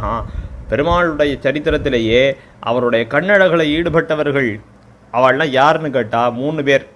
சக்கரவர்த்தி தசரதர், சபரி, திருவடி, இவா 3 பேர் அந்த திருக்கண்ணழகளை ஈடுபட்டு இருக்கார்கள். எப்படி ஈடுபட்டார்கள்? விஸ்வாமித்திரர் வந்து கேட்குறார், இப்படி காக்கபக்ஷதரம் வீரம் தீர்க்கமே தாத்து மர்ஹசி, இப்படி பெருமாளை குடு, சக்கரவர்த்தி திருமகனை அனுப்பு, இப்படி நீ அனுப்பினா தான் என்னுடைய யாக சம்ரக்ஷணார்த்தமாக இருக்கும், யாகத்தை சம்ரட்சிக்கிறதுக்கு அவனை குடுன்னு கேட்குறார். தசரதர் ஆடி போயிட்டார். நான் அவலீலையா 60,000 வருஷம் இவ்வளவு பேருக்கு இன்னும் இந்திரனுக்கே ஜெயிச்சு கொடுத்தார், இவர் அவ்வளோ பேர் ஜெயிச்சு கொடுத்துருக்கார் தசரதர். ஆனால் என்னை விட்டுட்டு ஊனசோழச வருஷோமே ராமோ ராஜீவலோச்சனா, 16 வயசு கூட ஆகலை, அவனை போய் கேட்குறாரு ஊனசோடச வருஷோமே அப்படின்னா அவருக்கு வயசாகலைங்கிறது விஷயம் கிடையாது. இந்த இடத்துல அவருடைய திருக்கண் அழகு, அவருடைய திருமேனியில் இருக்கிற சௌகுமாரியம், இதனால தான் அவர் அந்த 16 வயசு கூட ஆகலையே, இவனை போய் கேட்குறாரே அப்படிங்கிற அந்த பரிவு சக்கரவர்த்திக்கு. அடுத்தபடியாக சபரி, அவள் அந்த ஆசிரமத்துக்கு பெருமாள் எழுன உடனே அவள் பெருமாளை பார்த்து சொல்கிறா, சக்ஷுஷா தவ சௌமியன பூதாஸ்மி ரகுநந்தனா. அந்த எம்பெருமானுடைய திருக்கண்ணழகளை ஈடுபட்டு நீ கடாட்சிச்சியே நான் என்னுடைய ஆச்சாரிய நடத்திலேயே போகிறேன்னு போனான். அடுத்து திருவடி என்ன பண்ணார்? திருவடி ஒரு வார்த்தை சொல்கிறார், ராமஹா கமலபத்ராட்சா சர்வசத்வ மனோகரஹா. அப்படி பிராட்டியின் இடத்துல பேசுகிறார். பிராட்டியின் இடத்துல பேசும்போது அவர் சொல்கிற வார்த்தை, பெருமாள் எப்படி இருக்கார், ராமஹா கமலபத்ராட்சா. இப்படி பெருமாளுடைய திருக்கண்கள் தாமரையை போன்னு இருக்குது, கமலபத்ராட்சா தாமரை இதழ்களை போன்ன திருக்கண்களை உடையவர் பெருமாள். அது எப்படிப்பட்ட கண்கள்? சர்வசத்வ மனோகரஹா. எல்லா பிராணிகள்னு உலகத்தில் எதுக்கெல்லாம் பேர் உண்டோ அது எல்லாவற்றினுடைய நெஞ்சையும் கொள்ளக்கூடியது அப்படின்னு. இந்த இடத்துல ஒரு சந்தேகம் வரும். ஏன்னா திருவடி பெருமாளுடைய திருக்கண்ணழக ஏதோ பெரிய நகரத்துலலாம் பார்க்கலை, அவர் காட்டில் ஏதோ ஒரு இடத்துல பார்த்தார். அப்போ யாருமே இல்லாத ஒரு இடத்துல இவரை சேவிச்சுட்டு சர்வசத்வ மனோகரஹா, பிராணின்னு இருந்தால் எல்லாவற்றினுடைய மனத்தையும் ஹரிக்கக்கூடியவர்னு எப்படி இவர் சொல்லலாம் அப்படின்னு கேட்டால், இந்த இடத்துல ஒரு ஆச்சரியமான விஷயத்தை பார்க்கணும். இவரோ திருவடி திரியக் ஜாதி, குரங்கு ஜாதி இல்லையா, இதோ மரத்தோடு மரம் தத்தி தாவி கொண்டிருந்த என்னுடைய நெஞ்சையும் அபகரித்தார். அதனாலே எல்லா பிராணிகளுடைய ஹிருதயங்களையும் கொள்ளக்கூடிய திருக்கண்ணழக உடையவர். அப்படின்னு ரொம்ப ஆச்சரியமாக காண்பித்தார். இதுக்கு பாஷ்யம் அருளி செய்தார் பராசர பட்டர். சுபேக்ஷணா ஸ்வகர்த்திருக்கம் ஸ்வகர்மஞ்ச தர்சனம் அதிசுபமஸ்ய அப்படின்னு அர்த்தம் சொல்கிறார். இப்போ பெருமாளை பிறர் சேவிக்கிறதும் இனிது, பெருமாள் நம்மளை கட்டாட்சிக்கிறதும் இனிது அப்படின்னு அந்த இடத்துல அர்த்தம் பண்ணுறார். ஏன்னா அந்த ஈக்ஷண சுபேக்ஷணஹான்னு சொல்கிறோமே, இந்த ஈக்ஷண சப்தம்ங்கிறது கண்ணுங்கிற அர்த்தத்தையும் சொல்லும், வடிவம் திருமேனி காண்கை அப்படிங்கிற அர்த்தத்தையும் சொல்லும். அப்போ இந்த காணுதல்ங்கிற அர்த்தத்தையும் சொல்கிறது. அப்போ கண்ணுங்கிற அர்த்தத்தை வச்சுண்டு இவ்வளவு நேரம் விண்ணப்பம் பண்ணேன். இப்போ காணுதல் அப்படிங்கிறத வச்சுட்டு அர்த்தம் பண்ணுறேன். எஸ்ய ராமம் ந பஷ்யேத்து எஞ்ச ராமோ ந பஷ்யதி நிந்தித நிந்தித சவசேல்லோகே சுவாத்மாப்யேனம் விகர்ஹதே. இது ஸ்ரீராமாயணத்தில் அயோத்தியா காண்டத்தில் இருக்கிற ஸ்லோகம். பெருமாளை காணாதவன், பெருமாளால் காணப்படாதவன், இவா ரெண்டு பேருமே லோகத்தாரால் நிந்திக்கப்படுவார்கள். உலகம் நிந்திக்கிறது இருக்கட்டும், தன்னை தானே நிந்திச்சுப்பார்கள் அப்படின்னு சொல்கிறது. அப்போது பெருமாளை சேவிக்கிறது போலே பெருமாள் நம்ம கட்டாட்சிக்கிறதும் புருஷார்த்தம் தான். இன்னும் சொல்ல போனால் அதுதான் பரம புருஷார்த்தம். நாம் சேவித்தலை காட்டிலும் பெருமாள் நம்ம கட்டாட்சிச்சிட்டார்னா அது எவ்வளோ ஆச்சரியம். திருவேங்கடத்துக்கு போகிறோம், எல்லாரும் போகிறோம், ஒரு க்ஷணம் தான் நிற்கிறோம், ஜெருகண்டின்னு அனுப்பிச்சி விட்டுடுறா. ஆனால் வெளியில் வந்துட்டு யாரும் தள்ளிகிட்டே இருக்கா, முடியவே இல்லை, யாரும் சேவிக்கவே விட மாட்டேங்கிறா அப்படின்னு யாரும் கம்ப்ளைண்ட் பண்ணுறது கிடையாது. என்னமா தரிசனம் பண்ணேன் தெரியுமான்னு தான் சொல்கிறா. ஏன் அப்படி சொல்கிறா? ஏன்னா ஒரே காரணம்தான், என்ன தள்ளிட்டு போட்டோம், எதிரில் திருவேங்கடமுடையான் பொறுமையாக நான் வர்ற வரைக்கும் நின்றுண்டு என்னை பார்க்கணுங்கிறதுக்காக நின்றுட்டு இருந்தானே. ஏன்னா திவதேசங்களில் எல்லா எம்பெருமான்களும் அப்படி தான் நின்றுட்டு இருக்கார்கள். இந்த சம்சாரிகள் என்னைக்காவது வரமாட்டாளா நம்ம இடத்துலே அப்படின்னு இந்த சம்சாரத்தை அடிக்கிழங்கோடு வேறு இருக்காமல் போக மாட்டேன்னு தான் எல்லா எம்பெருமான்களும் இந்த திவதேசங்களில் நின்றுட்டு இருக்கார்கள். அப்படி இவன் வர்ற வரைக்கும் திருவேங்கடமுடையான் நின்று கட்டாட்சிக்கிறானோ இல்லையோ, அதுபோல் எம்பெருமான் அவனால் காணப்பெறுதல்ங்கிறது அது சால சிறந்த ஒரு விஷயம். அசோகவனத்தில் பிராட்டி புலம்புறாள். தம் பத்மதளபத்ராட்சம் சிம்ஹ விக்ராந்த காமினம் தன்யா பஷ்யந்தி மேநாதம் கிருதஜம் பிரியவாதினம். இந்த இடத்துல பெருமாளுடைய திருக்கண்ணழக சொல்லுகிற போது தம் பத்மதள பத்ராட்சம், தளம் பத்திரம் இதெல்லாம் பரியாய வச்சனங்கள் தான். ஆனால் பத்மதள பத்ராட்சம் ஒன்று பிராட்டி என்ன சொல்லியிருக்கணும், பத்மதளாட்சம் இல்லை பத்மபத்ராட்சம் அப்படின்னு சொல்லியிருக்கணும். ஆனால் ஏன் இப்படி ரெண்டுமா சொல்லியிருக்கா? ரெண்டு தடவை சொன்னால் அது புனருக்தி, திரும்ப சொன்னதாக ஆகாதா அப்படின்னு ஒரு சந்தேகம் வரும். ஆனால் அதுக்கு விடை என்ன அப்படின்னு பார்த்தோமே, ஆனால் இப்படி பத்மதள பத்ராட்சம், பத்மதளம் போன்ற விஷாலமான திருக்கண்களை உடையவர், பத்ம பத்திரம் போன்ற திருமேனியை உடையவர் அப்படின்னு அந்த ஈக்ஷண சப்தம்னுங்கிறது வடிவம்னுங்கிற அர்த்தத்தையும் குறிக்கும்னு சொன்னேனோ இல்லையோ. அப்போது பத்மதளம் போன்ற விஷாலமான கண்கள், அதனுடைய இருப்பிடமான பசுமையான திருமேனியை உடையவர். ஆழ்வார் இதைத்தான் தமிழ்படுத்தினார். செக்கமலத்தலர் போலும் கண் கை கால் செங்கனிவாய் அக்கமலத்தில போலும் திருமேனி அடிகளுக்கே ஆழ்வார் மருள் செய்தார். ஆக சுபேக்ஷணா திருக்கண்கள் அழக உடையவர், அவரால் காணப்பெற்றால் எவ்வளவு பெரிய பாக்கியம்னுங்கிறத இதுலேருந்து தெரிஞ்சுக்கலாம். அடுத்து ராமஹா, ஆறாவது திருநாமம் ராமஹா. இந்த ராமஹான்கிற திருநாமத்துக்கு 3 விதமான அர்த்தங்களை பண்ணியிருக்கார்கள் நம்முடைய பெரியோர்கள். ரமதே இதி ராமஹா, ரமு கிரீடாயாம் அப்படின்னு தாத்து. ரமு கிரீடாயாம் விளையாடக்கூடியவர் பெருமாள், நன்னாக விளையாடுறவர். எப்படி விளையாடினார் அப்படின்னா, பெருமாள் பரமபுருஷன் சக்கரவர்த்தி திருமணாக அவதாரம் பண்ணி ராமஸ்து சீதையா சார்த்தம் விஜஹார பகுன்றுதான். இப்படி காட்டில் பிராட்டியோடு விளையாடின்னு இருக்கார் பெருமாள். வைதேகி ரமசே கஷ்டித் சித்திரக்கூட்டே மயாசகா, பெருமாளை சொல்கிறார் என்னோட நன்னா விளையாடின்னு இருக்காள் பிராட்டி அப்படின்ட்டு. அப்போது ராமஸ்த சீதையா சார்த்தம்னு சொல்லியிருக்க வேண்டியது, பெருமாள் பிராட்டியோடு சேர்ந்து விளையாடின்னு இருந்தார் அப்படின்னு சொல்ல வேண்டியவர் வால்மீகி ராமஸ்து சீதையா சார்த்தம் அப்படின்னு ஏன் சொல்லியிருக்கார்? இந்த ராமஸ்ஸ அப்படின்னா ராமரோடு கூடன்னு அர்த்தம், சஹ அப்படின்னு ராமஸ்து அப்படின்னு சொன்னதுனாலே, இப்படி பிராட்டியோடு விளையாடின்றதுனாலே பெருமாள் ராமன் ஆனார். இப்போ ராமஹான்னா விளையாடுறவர்னு அர்த்தம் இல்லையோ. அப்போது பிராட்டியோடு கூடியிருந்தார், அதனாலே ராமனனா ஆனார் அப்படிங்கிறது ஒரு அர்த்தம். அடுத்து ரமதே இதி ராமஹா, நன்னாக திருவுள்ளம் குளிர பெற்றவர் பெருமாள் அப்படிங்கிறது அர்த்தம். அடியார்களோடு சேர்ந்து இருக்கிறதுனாலே குளிர்ந்திருக்கிறவர் பெருமாள். இப்படி அடியார்களுடைய காரியங்களை தலை கட்டியருடணுங்கிறதுக்காக அவர்களோடு குடியிருந்து அது தலை கட்ட பெற்றதுக்கு அப்புறம் உள்ளம் குளிர்பவர். குஹேன சகிதோ ராமஹா வால்மீகி சொல்கிறார். இப்போ இதுக்கெல்லாம் என்னென்னு அர்த்தம் பண்ணிக்கணும்னா, குஹேன சகிதோ ராமஹா, குஹனோடு சேர்ந்திருந்தான் ராமன் அப்படின்னு அர்த்தம் பண்ணிக்கணும். ஆனால் அதுக்கு வேறு எப்படி இதுக்கு குஹேன சகித சன் ராமஹா, குஹனோடு சேர்ந்திருந்தார், அதன் பின் உள்ளம் குளிர பெற்றார், அதனால் ராமனானார் அப்படின்னு அர்த்தம் பண்ணிக்கணும். ஆபிஷிச்ச லங்காயாம் ராட்சசேந்திரம் விபீஷணம் கிருதகிருத்தியஸ்ததா ராமஹா, இப்படி விபீஷண ஆழ்வானுக்கு முடிசூட்டினார். ததா ராமஹா, அதுக்கப்புறம் ராமனாக ஆனார். இப்படி ரமதே இத்தி ராமஹா அப்படின்னு அதுக்கு மற்றொரு அர்த்தமும் நாம் பார்க்குறோம்.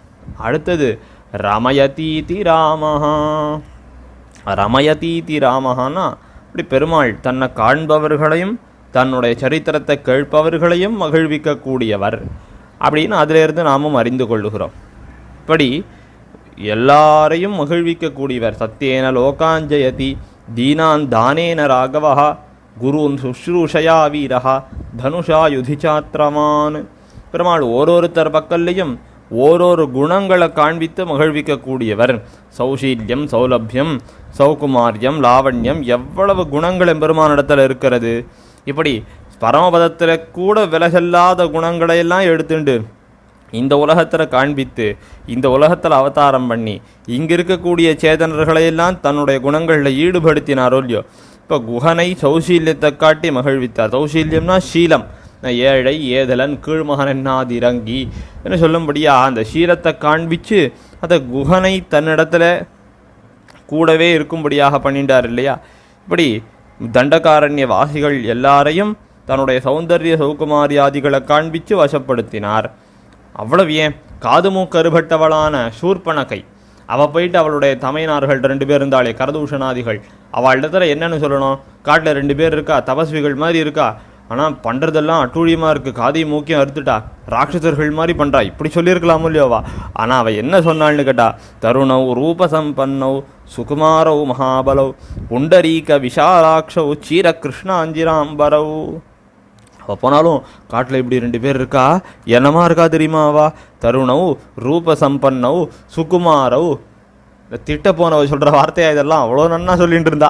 அப்படி மாத்தாரையும் தன்னுடைய புகழச் சொல்லி புலம்பும்படியாக பண்ணினவர் பெருமாள். இப்படி ஒருத்தருக்கும் ஓரொரு குணங்களை காண்பித்து வசப்படுத்துவதனாலே மகிழ்விக்கிறார் பெருமாள்.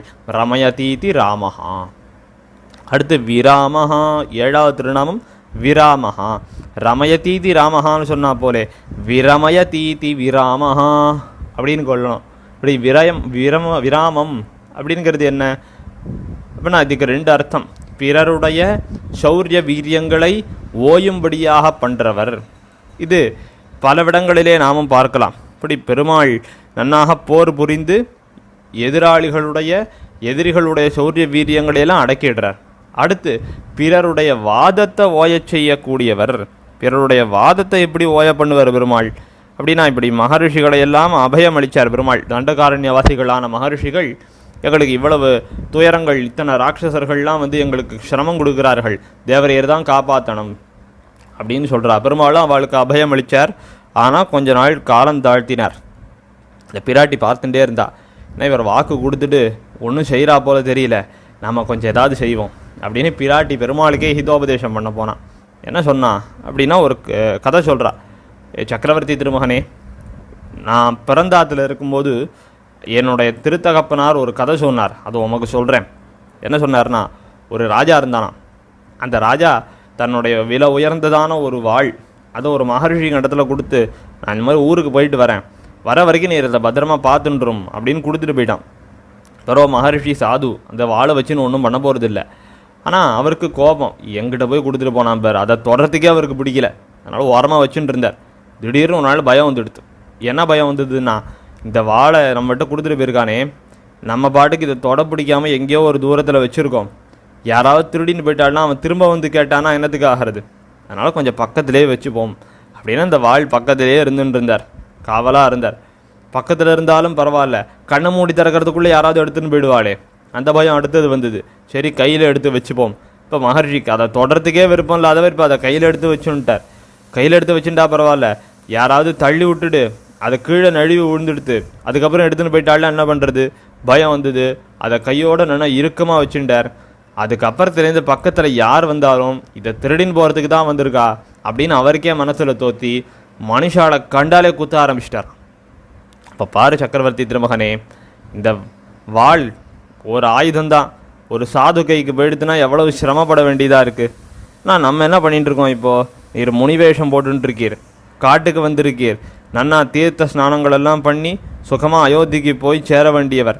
ஆனால் நீர் என்னடானா இந்த முனிவர்கள் முன்னிலையில் அவளுக்கெல்லாம் அபயம் கொடுக்குறேன், பரஹிம்சை பண்ணுறேன், இந்த ராட்சசர்களெல்லாம் முடிக்கிறேன்னு பிரதிஜை பண்ணியிருக்கீரே, இதெல்லாம் பண்ணலாமா? இது க்ஷத்ரிய தர்மமாச்சே. நீர் இப்போ க்ஷத்ரிய தர்மத்தை விட்டு ஒழிச்சு இந்த தபஸு பண்ணுறதுக்காக நான் வந்திருக்கீர். அதனாலே இந்த ஆயுதங்களெல்லாம் நீர் வச்சுக்கப்படாது, கீழே போட்டுடும். இதுவும் உம்முடைய திருத்தம்பியாரோடையும் நீர் இதை ஆலோசிச்சுண்டு முடிவெடுக்கணும் அப்படின்னு பிராட்டி சொல்கிறா. அப்போ பெருமாளுக்கு புரியறது, அபயத்தை கொடுத்துட்டு காலம் தாழ்த்திரியே அப்படிங்கிறத தானே பிராட்டியே நீ சொல்லி காண்பிக்கிற. அப்யஹம் ஜீவிதம் ஜஹ்யாம் துவாம் வா சீதேர்த்த லக்ஷ்மணாம் நஹி பிரதிஜாம் சந்திருஷ்ய பிராமணேபியோ விசேஷதா. பிராட்டியே, உன்னை கூட நான் கைவிட்டாலும் கைவிட்டுடுவேன், இந்த இளைய பெருமாளை கைவிட்டாலும் கைவிட்டுடுவேன், ஆனால் இந்த மகர்ஷிகளுக்கு கொடுத்துருக்கிற வாக்கை கைவிடவே மாட்டேன் அப்படின்னு சொல்லி அந்த மகர்ஷிகளுக்கு அபயம் கொடுத்தா போலே கரதூஷணாதிகளெல்லாம் பின்னாடி வதம் பண்ணினார் அப்படின்னு சரித்திரம். அப்போ விராமஹா, பிறருடைய வாதத்தை ஓயும்படியாக பண்ணுறவர் அப்படின்னு இதுக்கு அர்த்தம். அடுத்து விரதா, 8வது திருநாமம் விரதா. இப்போது பிறருடைய வாதங்களை ஓய பண்ணுறவர் விராமஹான்னு பார்த்தோம். இப்போ விரதா அப்படின்னா பிறருடைய வாதங்களுக்கு விஸ்ராந்தி கொடுக்குறவர், அதுக்கு இடம் கொடுக்குறவர் அப்படின்னு பார்க்குறோம். இதுக்கும் பிராட்டியினுடைய விருத்தாந்தத்தை தான் நம்ம சொல்லலாம்.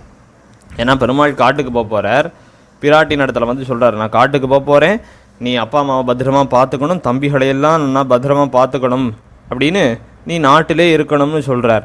அதுக்கு பிராட்டி என்னையும் நீ கூட கூட்டிகிட்டு தான் போகணும் அப்படின்னு பெருமாளை நிர்பந்திக்க, இல்லை காட்டில் என்னென்ன கொடுமைகள்லாம் இருக்குது, இவ்வளவு சிரமப்படணும், அதனால் நீ காட்டுக்கு வரக்கூடாது அப்படின்னு பெருமாள் சொல்கிறார். அப்போது பிரணய ரோஷம் தலையெடுத்து பிராட்டி ஒரு வார்த்தை சொல்கிறா பெருமாளை பார்த்து, பெருமாளே உம்மிடத்தில் அழகு மட்டும்தான் இருக்குது, அதை பார்த்து எல்லாரும் மயங்கி போய்டுறா, ஆனால் உம்மிடத்தில் அந்த புருஷத்துவம் ஆண்மைங்கிறது கொஞ்சம் கூட இல்லை போல் இருக்கே, காட்டில் என் ஒருத்தியை உம்மால் காப்பாற்ற முடியாதான்னா, இப்படி என்னை ஒருத்தியை காப்பாற்ற முடியாமல் நீர் காட்டுக்கு போனால் என்னுடைய திருத்தகப்பனார் அதை கேள்விப்பட்டார்னா ஸ்திரியம் புருஷ விக்கிரகம், இப்படி புருஷ விக்கிரகத்தில் இருக்கிற ஸ்திரீக்கு போய் என் பெண்ணை கொடுத்துட்டேனேன்னு வருத்தப்பட மாட்டாரோ, அதனால் என்னை நீ காட்டில் கூட காக்க முடியாதவனா அப்படின்னு கேட்க அந்த பிடிவாதத்தை பெருமாள் எடுத்துட்டு அந்த வாதத்துக்கு இடம் கொடுத்து பிராட்டியம் அழிச்சுண்டு போனார் அப்படின்னு இந்த இடத்துல நாமும் பார்க்குறோமே. அப்போது விரதா பிராட்டியினுடைய வாதத்துக்கு இடம் கொடுக்கிறவர். அடுத்தபடியாக சமுத்திரராஜன். இந்த சமுத்திரராஜன் என்ன பண்ணார், பெருமாள் தபசு பண்ணார். 3 நாள் சமுத்திர கரையிலேயே சயனித்த வண்ணம் தபசு பண்ணார். இன்றைக்கி திருப்புல்லாணியில் நாமும் சேவிக்கிறோம், தர்ப சயனத்தில் சக்கரவர்த்தி திருமகன் எழுந்தருளி இருக்கிறார் அப்படின்னு சேவிக்கிறோம். இப்படி படுத்துட்டே தபஸ் பண்ணுறார். ஆனால் அந்த சமுத்திரராஜன் முகம் காட்டலை. என்ன பண்ணார் பெருமாள்னா, சாபமான ய சௌமித்ரே ஷராம்ச்சாஷி விஷோபமான் சாகரம் சோஷயிஷ்யாமி பத்யாம் யாந்து பிளவங்கமாக. அப்படின்னு இந்த ஷரங்களையெல்லாம் எடுத்துட்டு வா இளைய பெருமாளே, நீர் எடுத்துன்னு வாரும், இந்த கடல் இந்த தீர்த்தம் ஜலம்ங்கிற ஒரு பதார்த்தமே லோகத்தில் இல்லாமல் பண்ணிடுறேன், இந்த வானரங்கள்லாம் லங்கை வரைக்கும் நடந்துட்டே வரட்டும் அப்படின்னு அந்த அம்பு பூட்டிட்டார். அப்போ அந்த சமுத்திரராஜன் அஞ்சலி பண்ணிட்டு முன்னாடி வந்து, உம்முடைய இடம் நான், நீர் சொன்னால் நான் வழி விட்டுட போகிறேன், எதுக்கு இவ்வளோ பிரவருத்தி பண்ணுறீர் அப்படின்னு கேட்க, உடனே பெருமாளுடைய மனசு இறங்கின உடனே பெருமாள் சொன்னார், ஏ சமுத்திரராஜனே, இந்த அம்பு உனக்கு தொடுக்கலை, உன் பகைவர்கள் யாராவது இருந்தால் கூட அவர்கள் பேரில் தொடுத்துடுறேன், அதை நினச்சி நீ வழிவிடுவேன்னு பார்த்தேன்னார். அப்படி ஒரு நிமிஷம் பெருமாளுடைய திருவுள்ளம் அப்படி கனிந்த தோல்வி ஆக விரதா. அடுத்தபடியாக இப்போ ராவணனோட யுத்தம் பண்ணுறார். நினச்சா ராவணனை ஏக தினத்தில் முடிச்சிருக்கலாம் பெருமாள். ஆனால் என்ன பண்ணார், சச்சால சாபஞ்ச முமோச்ச வீரகான்னு சொல்லும்படியா அந்த ராவணன் கையில் ஒன்றுமே இல்லைங்கிற அளவுக்கு பண்ணினார். நான் பண்ணக்கப்புறம் அகச்சானு ஜானாமி, நீ போயிட்டு வா, இன்று போய் நாளை தேறி வா அப்படின்னு அனுப்பிச்சார். இப்படி போக விட்டு அனுப்பினதுக்கப்புறம் விரதரானார் பெருமாள். அவனை அப்படியே முடிச்சிருக்கலாமோ இல்லையோ, ஆனால் இன்று போய் நாளை தேறிவான்னு அனுப்பிச்சார். அது எதுக்கு அனுப்பிச்சாருங்கிறத கடைசியில் பார்க்கலாம். தர்ம விதுத்தமகானுங்கிற கடைசி திருநாமத்தில் அனுபவிக்கலாம். இப்படி விரதா பிறருடைய வாதத்துக்கு இடம் கொடுக்கிறவர். அடுத்து மார்கா, மார்க்கியத்தே இதி மார்கா, மார்கணம்னா தேடுறதுன்னு அர்த்தம்.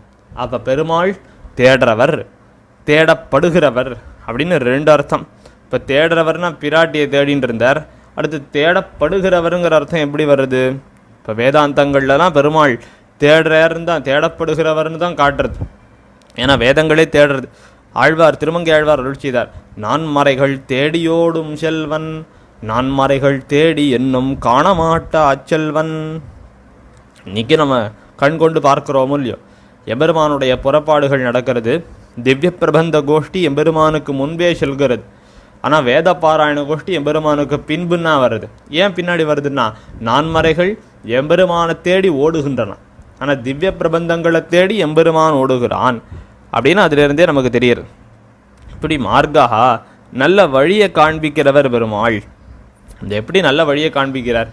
ஆனால் உத்தர காண்டம், ஸ்ரீராமாயணத்தினோட உத்தர காண்டத்தில் ஒரு ஆச்சரியமான சரித்திரம் இந்த குலசேகர ஆழ்வாரும் தம்முடைய பாசுரத்தில் காண்பிக்கிறார். செரிதவ சம்புகந்தன்னை சென்னு கொன்னு.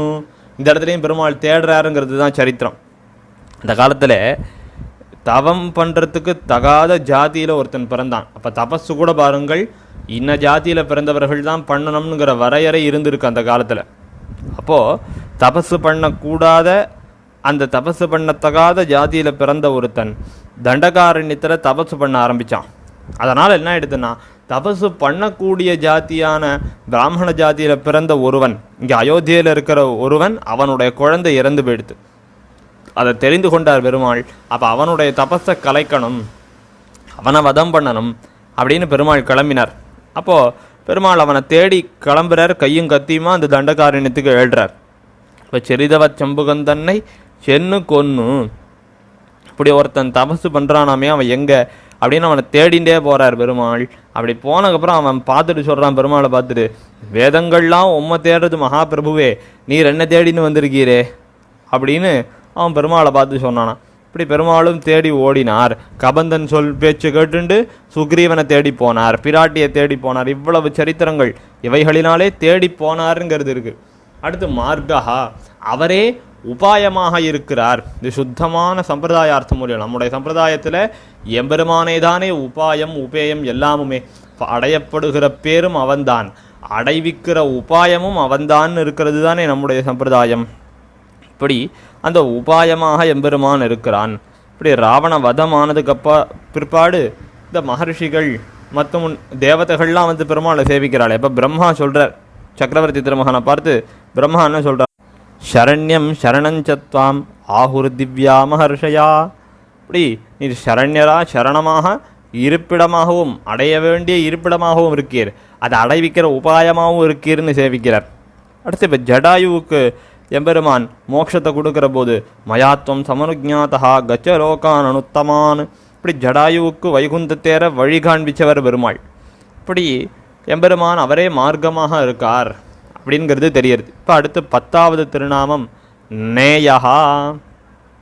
நேயஹானா இப்படி நாயகன், நியமிக்கிறவன்னு பொருள்படக்கூடியதான நேதான்கிற வார்த்தைக்கு எதிர்ச்சொல் தான் இந்த நேயஹா. இப்போ கட்டளை இடுகிறவன் யாரோ அவனைத்தான் நேதான்னு சொல்லுவோம். ஆனால் யாருக்கு கட்டளை இடுகிறான், யார் கட்டளையிட பெறுகிறவன், அவனைத்தான் நேயஹா அப்படிமோ. இப்போ பெருமாளை போய் நேயஹா, இப்படி கட்டளையிட பெறுகிறவன், கட்டளையை வாங்கிக்கிறவன் அப்படின்னு சொல்கிறாரே. அப்படின்னா யாருடைய கட்டளையை வாங்கிட்டார்? விஸ்வாமித்திரருடைய கட்டளையை வாங்கிட்டாரோ இல்லையோ. விஸ்வாமித்திரர் வந்து இந்த சக்கரவர்த்தி திருமகனை அனுப்பி வை, யாக சம்ரக்ஷணார்த்தமாக அனுப்பி வை அப்படின்னு சொல்லும்போது சக்கரவர்த்தி அதுக்கு உடன்படலை. அப்போது இவா எல்லாரையும் நானே வதம் பண்ணிடுறேனே, உம்மோடு நானே வர்றேனே. இப்படி சம்பராந்தகன் அவருக்கு பேர் சக்கரவர்த்திக்கு. சம்பராசுரன் ஒருத்தன் தேவர்களுக்கெல்லாம் சிரமம் கொடுத்துட்டு இருந்தான். அப்போ அந்த தேவேந்திரன் முதலானவர்கள்லாம் தசரதரத்தில் வந்து உதவி கேட்டா, எங்களுக்கு இதை ஜெயிச்சு கொடுங்கோ, இந்த பையனை முடிச்சு கொடுங்கோ அப்படின்னு கேட்டா.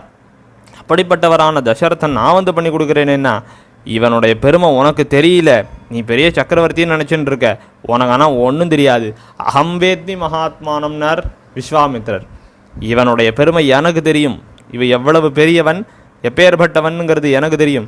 அதனால் நீ என்ன பண்ணணும் அப்படின்னா இவனை தான் அனுப்பிச்சி வைக்கணும், நீ வரக்கூடாது. அதனால் இவனை உள்ளபடி தெரிந்தவன் நான் தான். உன் எதிரில் உட்காந்துருக்கிற வசிஷ்டர் முதலான மகர்ஷிகளுக்கு தெரியும். அதனாலே இவனோடு கூட இளைய பெருமாளையும் நீ சேர்த்து அனுப்பி வை அப்படின்னு இதை பெருமாள் தானே கேட்குறார். அவர் முன்னிலையில் தான் இத்தனையும் நடக்கிறது. இப்போ பெருமாள் கேட்டு நினச்சிக்கிறார், ஐயோ சேஷபூத்தனாக பரதந்திரனாக பிறக்கணும்னு ஆசைப்பட்டேன், ஆனால் போகிற போக்க பார்த்தா இப்போவே இவர் நான் தான் பரமாத்மான்னு உலகத்துக்கு காண்பிச்சிருவார் போல் இருக்கே அப்படின்னு பெருமாளுக்கே தோணி போயிடுது. அதுக்கப்புறம் பெருமாள் இந்த காட்டுக்கு இவரோட வரார். பெரிய வேள்விகள் தபஸை எல்லாம் காப்பாற்றணுங்கிறதுக்காக இந்த விஸ்வாமித்திரர் கூட வரார். இப்படி வரும்போது அந்த சேஷத்துவ விருத்தி அதுக்காகத்தானே இவர் அவதாரமே பண்ணியிருக்கார்.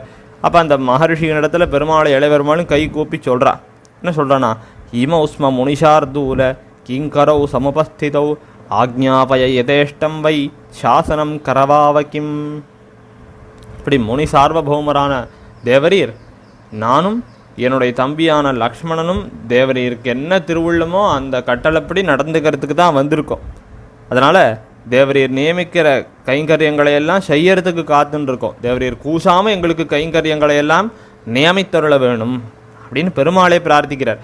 அப்போ நேயா கட்டளையிட பெறுகிறவர், நீர் கட்டளையிடணும், அடியவங்கள் கைங்கரியம் பண்ணணும்னு கேட்டுக்கிறவர் பெருமாள். அடுத்து நயஹா. நயஹா அப்படின்னா என்ன அர்த்தம்னா, இப்போ போன திருநாமத்தில் நேயகான்னா கட்டளையிட பெறுகிறவன் சொன்னோம் இல்லையோ, அதுக்கு எதிர்ச்சொல் நேதா நியமிக்கிறவன் அப்படிங்கிற அர்த்தம் சொன்னேனே, அதை தான் இந்த இடத்துல நயஹா அப்படிங்கிற திருநாமத்தால் காண்பிக்கிறார். இப்படி நயஹானா என்ன அர்த்தம் பட்டர் அருள் செய்கிறார், அந்யான் சர்வான் ஸ்வயம் நயதீதி நயஹா. இப்படி இந்த பிறருடைய கட்டளையை எதிர்பார்த்து அதன்படி நடந்துக்கிறதுக்காக கீழே திருநாமம். இந்த திருநாமமானது கட்டளை இடுவதை காண்பிக்கக்கூடிய, ஆக்ஞையிடக்கூடியதாக காண்பிக்கக்கூடிய திருநாமம். இந்த பெருமாள் தன்னை பற்றி தன் வாக்கால் சொல்லிக்கும் போதே ஆத்மானம் மானுஷம் மன்யே ராமம் தசரதாத்மஜம், இப்படி தன்னை பற்றி இந்த தசரதனுடைய குமாரர் அப்படின்னு சொல்லிக்கும்போது இந்த தேவதைகள்லாம் மட்டும் சரண்யம் சரணஞ்சத்வாம் அப்படின்னு சொல்கிறார்கள். அப்போ அந்த நேதான்னு சொல்லப்படுகிறதான அந்த நியமிக்கிறவன் நியாமகனுங்கிற விஷயத்தை காண்பிக்கிறது. இதை எந்த இடத்துல பெருமாளுடைய திருநாமத்தில் காணலாம், அந்த பெருமாளுடைய சரித்திரத்தில் காணலாம்னா அவருடைய அவதார சமாப்தியில் காண்பிக்கலாம். இந்த அவதார சமாப்தியில் சராச்சரங்களை வைகுந்தத்தேத்தி என்று சொல்லும்படியாக இந்த சராச்சரங்களை எல்லாம் வைகுந்தத்தேத்தினார். இப்படி பெருமாள் திரள் விளங்கும் இலக்குமனை பிரிந்தார். இளைய பெருமாள் பிரிந்தாருங்கிற அந்த வருத்தத்தோடு இருந்தார். அவர் தாமும் ராஜ்யத்தை விட்டு வெளியேறினார். அப்போ அயோத்தியாவாசிகள் எல்லாமும் பிரார்த்தித்தார்கள், தேவரீர் எங்கே போனாலும் அடியவங்களை கூட்டின்னு போகணும்னு பிரார்த்தித்தார்கள். அப்படியே ஆகட்டும்னு பெருமாள் பிரார்த்தித்த வண்ணமே அவர்கள் பின்தொடர்ந்தார்கள் பெருமாளை. பெருமாள் சரையூல இறங்கினார். இந்த அயோத்தியில் இருந்ததான அக்ரிணகளும் சேர்ந்து அகமகிழ்ந்து பெருமாளோடே அந்த சாந்தானிகம்னு பரமபதம் போல மீட்சி இல்லாததான அந்த உலகத்துக்கு போய் சேர்ந்தன. இப்படி பெருமாள் அவர்களுக்கெல்லாம் நயனம் பண்ணினார் அப்படிங்கிறத காண்பிக்கிறதுனாலே இந்த திருநாமம் நயஹான்ங்கிறதுக்கு அர்த்தமாக காண்பிக்கப்படுறது. வராகப் பெருமாள் தன்னுடைய சரம ஸ்லோகத்திலே சொன்னாரே, அகம் ஸ்மராமிமத் பக்தம் நயாமி பரமாம் கதிம், அந்த பரமகதிக்கு அழைச்சிட்டு போகிறேன்னு அருள் அப்படி அழைத்து கொண்டு போனார் பெருமாள். இப்படி நயஹா. 12வது திருநாமம் அடுத்து அநயஹா. அநயஹா இதுக்கு பட்டர் ரொம்ப ஆச்சரியமாக ரசகரமாக ஒரு அர்த்தம் அருள் செய்தார். இப்படி அயஹா சுபாவஹோ விதிஹி தஹ அஸ்மாத் அந்யோ ஜகதாம் நாஸ்தீதி நயஹா நாஸ்தீதி அனயஹா. இப்படி அனயஹா அப்படின்னா நன்மை புரிகிறவர், தம் பேராக நன்மை புரியக்கூடியவர். அப்படியா எவ்வளவு தயை இருக்குது பெருமாளுக்கு, அத்தனை தயையோடே கூடினவராய் நன்மை புரியக்கூடியவர் அப்படின்னு நாம் அதுக்கு அர்த்தம் கொள்ள வேணும். எப்படிப்பட்ட நன்மையை பெருமாள் புரிகிறார் அப்படின்னா, இதுக்கு ஸ்ரீவச்சன பூஷணத்திலே பிள்ளைலோகாச்சாரியர் ரொம்ப ஆச்சரியமாக ஒரு சூழ்நிலை அருள் செய்கிறார். நன்மையன்னு பேரிடலாவது ஒரு தீமையுங்காணாதே தனக்கேற இடம்பெத்தவளவிலே என் ஊரை சொன்னாய் என் பேரை சொன்னாய் என் அடியார நோக்கினாய் அவர்கள் விடாயத் தீர்த்தாய், அவர்களுக்கு ஒதுங்க நிழல் கொடுத்தாய் என்ன போலே சிரவத்தை ஏறிட்டு. பெருமாள் நமக்கு இப்படி தான் கிருபை பண்ணுறார். என்னம்மா கிருபை பண்ணுறார் அப்படின்னாக்க, இப்படி இவனிடத்துல இந்த சேதனனை கை கொள்றதுக்கு இவனிடத்துல என்ன நல்லது இருக்குன்னு அவர் தேடி பார்க்குறார். நாமாரும் இன்னும் நல்லது பண்ணால் மோட்சத்துக்கு போயிடலாம்னுங்கிறத அறியாதவர்களாக இருக்கும், அதை அனுஷ்டிக்காதவர்களாக இருக்கும். அப்போ பெருமாளே பார்க்குறார் இவனிடத்துல என்ன நல்லது இருக்குது அப்படின்னு பார்க்குறார். என் பேரை சொன்னாய், யாரையோ பார்த்து கோவிந்தான்னு கூப்பிட்டுருக்கான், யாரோ தெருவில் போனவர் திருமங்காப்பட்டு இருக்காருங்கிறதுக்காக கோவிந்தான்னு கிண்டல் பண்ணியிருக்கான். இப்போ என் பேரை சொன்னாய், என் பேரை சொன்னார்னு அவன் கணக்கில் எழுதிக்கிறார். என் ஊரை சொன்னாய், பஸ் ஸ்டாண்டில் நின்று ஸ்ரீரங்கம் போகிற பஸ் எதுன்னு கேட்டிருக்கான், அதனால் என் ஊரை சொல்லிட்டான். என் அடியாரை நோக்கினாய், அவளை பார்த்து அடியார்கள்லாம் வரார்களேங்கிறத முகம் கொடுத்து பார்த்துருக்கான். அவர்களுக்கு ஒதுங்க நிழல் கொடுத்தாய், அவர்கள் விடாயத் தீர்த்தாய். இப்படி யாரோ ஒரு ஸ்ரீ வைஷ்ணவர் அவருக்கு தாகம் தணியணுங்கிறதுக்காக தீர்த்தம் கொடுத்துருக்கான், இல்லை ஆற்று வாசலில் தின்ன கட்டி வச்சுருக்கான். யாரோ ஒரு ஸ்ரீ வைஷ்ணவர் வந்து படுத்து தூங்கிட்டு சிரமபரிகாரம் பண்ணிவிட்டு கிளம்பி போயிருக்கார். இப்படி இது மாதிரி ஏதாவது எதேச்சையாக நடந்த விஷயத்தை பெருமாள் பார்த்து இவனுக்கு ஒரு நல்லது பண்ணலாம், இவனுக்கு அனுகிரகத்தை பண்ணலாம் அப்படின்னு இருக்கிறது தானே எம்பெருமானுடைய தயையானது. இப்படி ஸ்ரீராமாவதாரத்தை இந்த தயை எப்படி பார்க்கலாம் அப்படின்னா, காகாசுரனை ரக்ஷணம் பண்ணதில் பார்க்கலாம். தாதுருஷோ வாயசஸ்ய பிரணதைதி தயாளுஹு. ஆளவந்தார் ஸ்தோத்திரத்னத்தில் அருள்சீரார். பிரணதஸ்ய வாயசஸ்ய தயாளுஹு அப்படின்னு சொல்லாமல் பிரணத இதி தயாளுஹு. இந்த காகாசுரன் பெருமாள் திருவடியில் விழணும்னு நினச்சிண்டு விழலை, எல்லா உலகத்துக்கும் போனான். த்ரீன் லோகான் சம்பரிக்கிறமே, எல்லா உலகத்துக்கும் போய் காப்பாற்றுங்கோ காப்பாற்றுங்கோன்னு எல்லா தேவதைகளிடத்துலையும் பிரார்த்தித்தான். யாரும் காப்பாற்றுறா போல தெரியல. அதனால் அவன் அப்படியே திரிஞ்சு டயர்டாகி போய் தான் பெருமாள் திருவடியில் விழுந்தான். இவர் திருவடியிலே விழுவோம், வேறு வழி இல்லைன்னு நினச்சிட்டு கூட விழலை. அப்படி அவன் விழுந்த விழுகையவே பிரணத்தியாக அவன் நம் திருவடிகளை சரணம்னு சொல்லி விழுந்தான் அப்படின்னு எம்பெருமான் நினைத்து அவனுக்கு நல்லது பண்ணாரோ இல்லையோ, அவனை காப்பாற்றி அருளினாரோ இல்லையோ. இப்படி விபீஷண சரணாகதியின் போதும் அபயப்பிரதானம் பண்ணுற போதும் நத்யஜேயம் கதஞ்சனான்னு சொன்னார். இப்படி அது அனயகான இவ்வளவு நன்மை பண்ணக்கூடியவர் பெருமாள். அடுத்து அனயகான ந வித்யதே நயஹா யஸ்மின் சஹா இத்தி நயஹா அப்படின்னு இன்னொரு அர்த்தம் சொல்லலாம். அப்படின்னா நீதி இல்லாதவர் அப்படின்னு அர்த்தம். பெருமாள் நீதி இல்லாதவர்னு சொல்லலாமா? சக்கரவர்த்தி திருமகன் நீதி இல்லாதவரா? ஆண்டாள் கண்ணபிரானை குறித்து தான் சொல்கிறா. நீரிலே நின் அயர்க்கின்னோம் நீதி அல்லாதன செய்தாய். நீதி அல்லாதன செய்கிறவர் கண்ணபிரான் தானே. இவரை என்னமா சொல்ல போச்சு அப்படின்னா, நீதினா நியத்தின்னு அர்த்தம். நியத்தினா பெருமாடத்தில் ஒரு நியத்தியே கிடையாது. என்ன நியத்தி கிடையாதுன்னா, பரத்வாஜ மகர்ஷி கொடுத்தாலும் அமுது செய்கிறார், சபரி கையாலையும் அமுது செய்கிறார். அடுத்து விஸ்வாமித்திரருக்கும் அடிபணிந்து நடந்து கொள்ளுகிறார். அடுத்து சுக்ரீவம் நாதமிச்சதி, குரக்கினம் குரங்கினத்தைச் சேர்ந்தவனான சுக்ரீவனையும் நாதனாக கொள்ளுகிறார். இப்படி பெருமாளிடத்தில் ஒரு நியத்தியே கிடையாது, அடியார்கள் எல்லாரும் சமந்தான். இப்படிப்பட்ட நியத்தியை உடையவர் பெருமாள். அடுத்து அனயஹா. இப்போ 13வது திருநாமம் வீரஹா. பெருமாளுடைய திருக்குணங்களில் வீரியம், சௌரியம், பராக்கிரமம்னு 3 விஷயங்களை காட்டுறார்கள் நம்முடைய பெரியோர்கள். இது 3த்துக்கும் அர்த்தத்தில் வாசி இல்லைனாலும் கொஞ்சம் வித்தியாசம் உண்டு. என்ன வித்தியாசம்? வீரியம்னா இந்த எதிரிகளுடைய சேனை எவ்வளவு பிரபலமாக இருந்தாலும் அதை கண்டு பயப்படாது இருக்கிறது வீரியம். சௌரியம்னா அந்த சேனைக்குள்ள ஒருத்தனாகவே புகுந்து எதிரிகளையெல்லாம் அனாயாசமாக முடிக்கக்கூடிய வல்லமை. பராக்கிரமம் அப்படின்னா அப்படி பண்ணுகிற போது தனக்கு கொஞ்சம் கூட பங்கம் வராதபடி எல்லா பங்கங்களும் எதிரிகளுக்கே வரும்படியாக பண்ணிடுறது. இது 3மே போர் வீரர்களுக்கு இருக்கணும். இது 3 தான் இப்படி வீரியம், சௌரியம், பராக்கிரமம்னு சொல்கிறோம். இங்கே இந்த இடத்துல வீரம்னு அந்த வீரத்தை மட்டும் சொல்லப்பட்டாலும் மற்ற 2ம் சேர்ந்து சொல்லப்பட்டதாகவே கொள்ள வேணும். இப்படி வீரஹா. இப்படி பெருமாளுடைய வீரம் பலவிடங்களிலே பேசப்பட்டிருக்கு. வீரன் எவ்வேறுபட்ட எம்பெருமான். பெருமாளுக்கு மகாவீரன்னே பேர். வேதாந்தாச்சாரியர் ரகுவீர கத்தியம்னு ஒரு கிரந்தம் அருள் செய்தார். அதுக்கு மகாவீர வைபவம்னே பேர். அதுக்கு ஜெய ஜெய மகாவீர அப்படின்னே தொடங்கிறது. அப்படி பெருமாளுடைய வீரமானது எப்பேற்பட்டது? இலங்கை மன்னனைந்தொடைந்து பைந்தலை நிலத்துக கலங்கவன்னு சென்னு கொன்னு வெண்ணி கொண்ட வீரனே, மாறு செய்த வாழறக்க நாளுலப்பவன் இலங்கை நீர் செய்து சென்னு கொன்னு வெண்ணி கொண்ட வீரனார். இப்படி திருச்செந்தவரத்தில் திருமழிசாழ்வாரம் அருளி செய்கிறார். இப்படி ரொம்ப ஆச்சரியமான வீரத்தை உடையவர் பெருமாள். யார் கொண்டாடுறா வீரத்தை? பெருமாள் வீரத்தைன்னா ராவணனே கொண்டாடினான். இப்படி கொண்டாடினான். சத்ரோ பிரக்யாத வீரியஸ்ய ரஞ்சனீயஸ்ய விக்ரமைஹி. இப்படி பிரக்யாத வீரன் எம்பெருமான். ராவணனே தன் வாயால் சொல்கிறான்.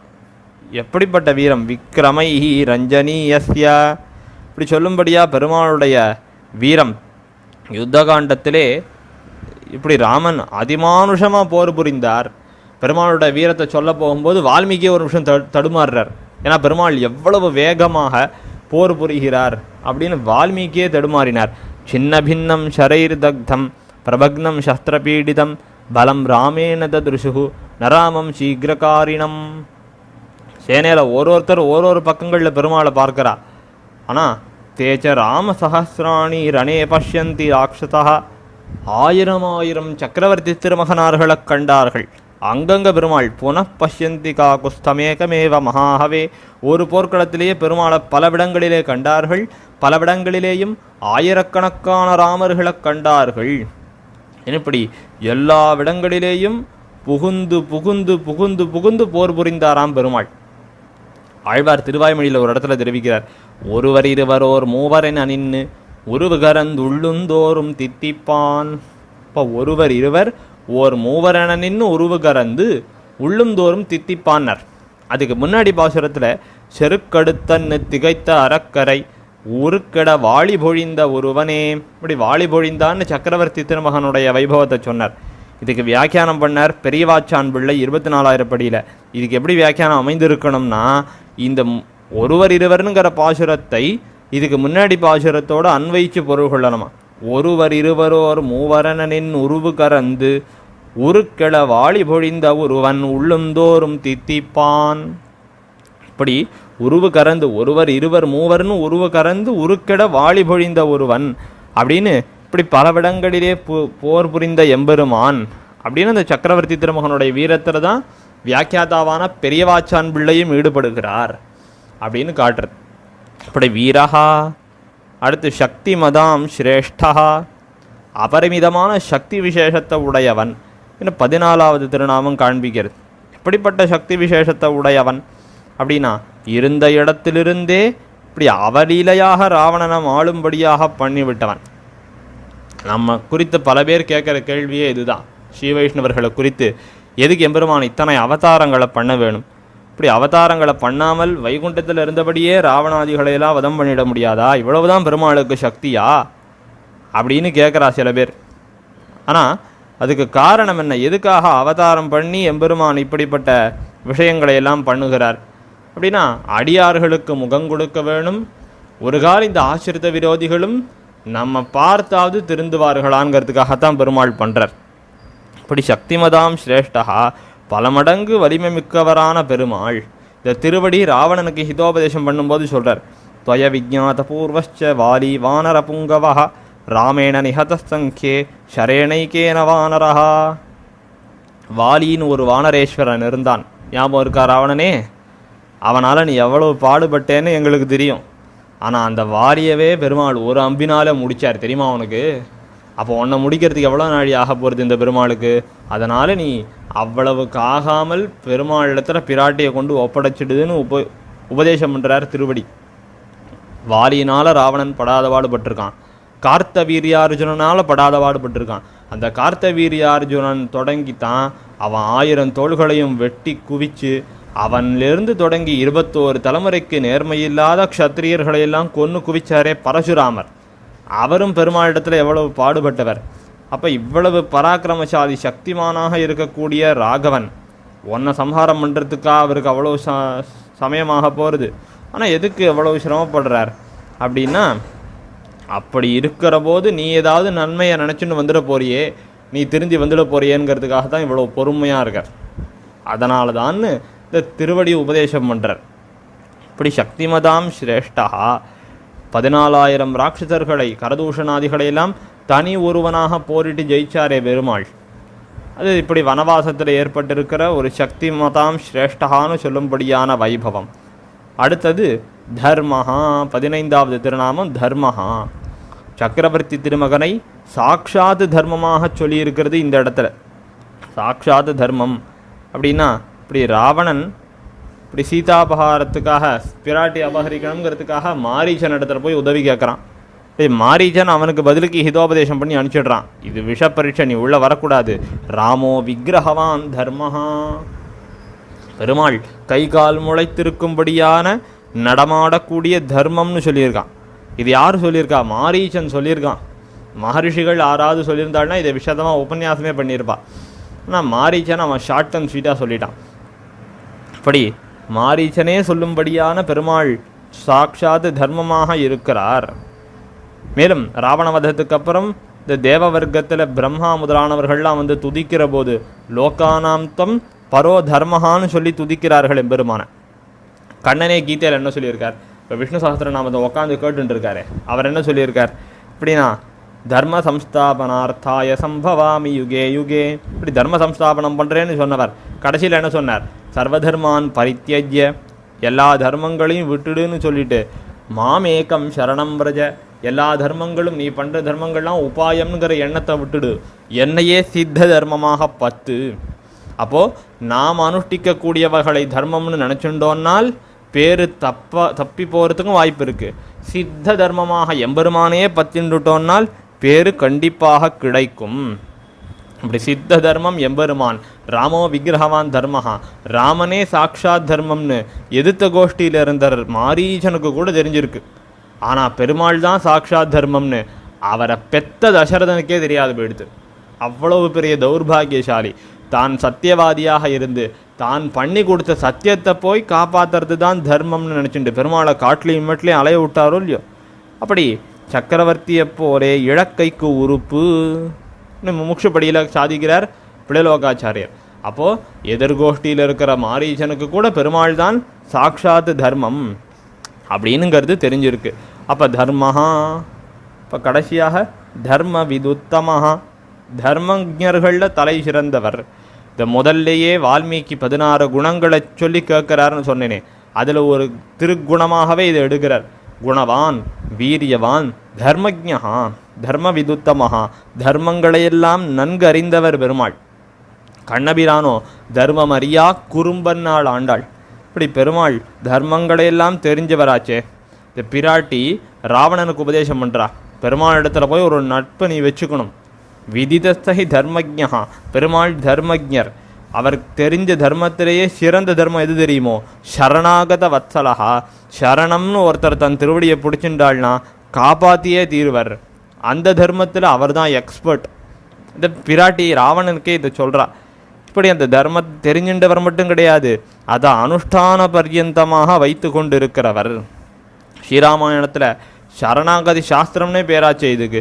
சரணாகதி எத்தனை பேர் பண்ணினார்கள் எம்பெருமானுடைய திருவடி தாமர்களை. அதில் எம்பெருமான் காண்பித்த வாத்சல்யத்தெல்லாம் இன்னது இத்தன்மையது நம்மளால் சொல்லி முடிச்சிட முடியுமா? சரணாகதிங்கிறது என்ன அப்படின்னா, நம்முடைய பூர்வாச்சாரியர்கள் சிம்பிளாக ஒரு விஷயத்தை சொல்லிடுறா. இந்த சரணாகதிங்கிறது என்ன? பகவத் பிரவிற்த்தி விரோதியான ஸ்வப்பிரவிற்த்தி நிவர்த்தி தான் பிரபத்தின்னு சொல்கிறார்கள். பிரபத்தி சரணாகதி எல்லாம் ஒன்று தான். அப்போ அந்த பிரபத்தின்கிறது என்னென்னா, பகவத் பிரவிற்த்தி விரோதியான, எம்பெருமான அடைவதற்கு விரோதி என்ன? ஸ்வப்பிரவிற்த்தி. நான் ஒன்று அடையிறதுக்கு ஏதோ ஒரு முயற்சி பண்ணுறேன், என்னை ரட்சணம் பண்ணிக்கிறதுக்கு நானே ஒரு முயற்சி பண்ணுறேன்னு நம்ம இறங்குறோம் பாருங்கோ, அதுதான் விரோதி. பகவானை அடைவதற்கான விரோதி. அந்த விரோதியான ஸ்வப்பிரவிற்த்தியை நிவர்த்தி பண்ணுவது, அந்த ஸ்வப்பிரவிற்த்தியான என்னுடைய முயற்சியை அதிலிருந்து விலக்கிக்கிறது, அதிலிருந்து வெளியில் வந்துடுறது தான் பிரபத்தி என்று சொல்லப்படுறது. இது கஜேந்திராழ்வான் இடத்துலையும் பார்க்கலாம், திரௌபதியின் இடத்துலையும் பார்க்கலாம். என்னால் காப்பாற்றிக்க முடியும்னு 1000 வருஷம் இவர் போராடினார். என்னால் காப்பாற்றிக்க முடியும், ஒரு கையால் புடவையை பிடிச்சின்னு நின்னா இவள். ஆனால் 1000 வருஷமாகி ஒன்றும் பண்ண முடியலன்னு உடனே ஆதி மூலமேன்னு அழைச்சார். நாராயணா ஓ மணிவண்ணான்னு அழைச்சார். அப்போ தான் பெருமாள் வந்து முகம் காட்டினார். சரின்னு 2 கையும் விட்டாள் திரௌபதி. இந்த புடவையை பிடிச்சிட்டேலாம் நம்மளால் ரொம்ப நாள் நிற்க முடியாதுன்னு 2 கையும் விட்டாள்.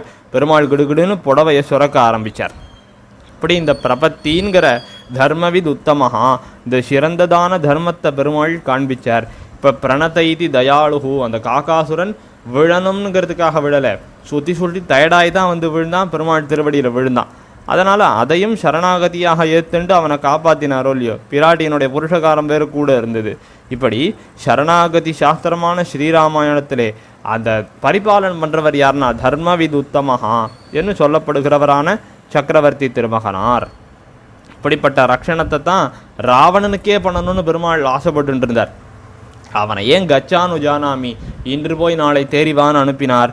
அது எப்படி ரக்ஷணமாக ஆகும் அப்படின்னு கேட்டால், இப்படி போறிய ராவணனே, திடீர்னு உனக்கு ஒரு நல்ல புத்தி ஆபிமுக்கியம் அது பிறந்து நீ திருந்தி நாளைக்கு வந்துட்டேயானா போர் வேண்டாமே அப்படின்னு அவனுக்கு நல்லது பண்ணணுங்கிறதுக்காக அவன் இந்த பகவத் பிரவருத்தி எம்பெருமான அவன் பண்ணக்கூடிய நன்மையை ஏற்றுண்டு அந்த பகவத் பிரவருத்தியில் ஈடுபடுவான்னு பார்த்தா, அதுக்கு விரோதியான ஸ்வப்பிரவருத்தியில் தான் அடுத்தது வந்தான். நாளைக்கு மறுபடியும் சண்டை போடுறதுக்கு வந்துட்டானே. அதனால இவன் அந்த சமயத்தில் அவனுக்கு ரக்ஷணம் தான் பெருமாள் பண்ணியிருக்கார். ஆனால் இந்த ராவணன் என்ன பண்ணான், அவன் விதி வசத்தால் திரும்ப யுத்தத்துக்கு வந்து பகவத் பிரவருத்தி விரோதியான ஸ்வப்பிரவருத்தியில் வந்து சேர்ந்துட்டான்.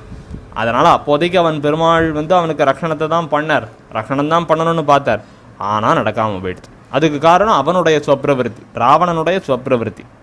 அதனால தான் இப்படி அவனுக்கு சரம காரியங்களை பண்ண மாட்டேன்னு விபீஷண ஆழ்வான் பிடிவாதம் பிடிச்ச போது பெருமாள் அவனைத்தான் பண்ணணும், நீ தான் அதுக்கு பண்ணணும், அவனுடைய ஆத்மாவுக்கு நன்மை பண்ணிடலாம், அவனுக்கு ஒரு ரக்ஷணத்தை பண்ணிடலாம்னு நான் நினச்சேன். என்னால் அது பண்ண முடியாது போயிடுது. நீ அவன் தேகத்துக்காவது நல்லது பண்ணே விபீஷண ஆழ்வானே, நம்மளால் முடிஞ்சது கடைசி பட்சம் அவன் தேகத்துக்காவது ஏதாவது பண்ணலாமே அப்படின்னு பெருமாள் அந்த தர்மத்தை கை கொண்டிருந்தார் இல்லையோ. அப்போ தர்ம விதுத்தமாக அனுஷ்டான பர்யந்தமாக தர்மங்களை உடையவர், அனைத்து தர்மங்களையும் நன்கறிந்தவர் பெருமாள். என்னிப்படி பரத்திகின்னு தொடங்கி தர்ம விதுத்தமஹா என்னும் அளவாக விஷ்ணு சஹஸ்ரநாமாத்தியாயத்திலே சக்கரவர்த்தி திருமகன் விஷயமான திருநாமங்களின் வைபவங்களை காஞ்சி சுவாமி சஹஸ்ரநாம ராமாயணம்ங்கிற கிரந்தத்திலே அருளி செய்த அர்த்தங்களிலே யதாமதி யதாசக்தி யதா அவகாசம் இவ்வடியவன் ஒருவாறு விண்ணப்பம் செய்திருக்கிறேன். இதில் குறைகள் ஏதும் இருக்குமேயானால் பெரியோர்கள் அடியனை திருத்தி பணிகொள்ள வேணுமாய் பிரார்த்தித்து அடியனுடைய இந்த உரையினை முடித்து கொள்ளுகிறேன்.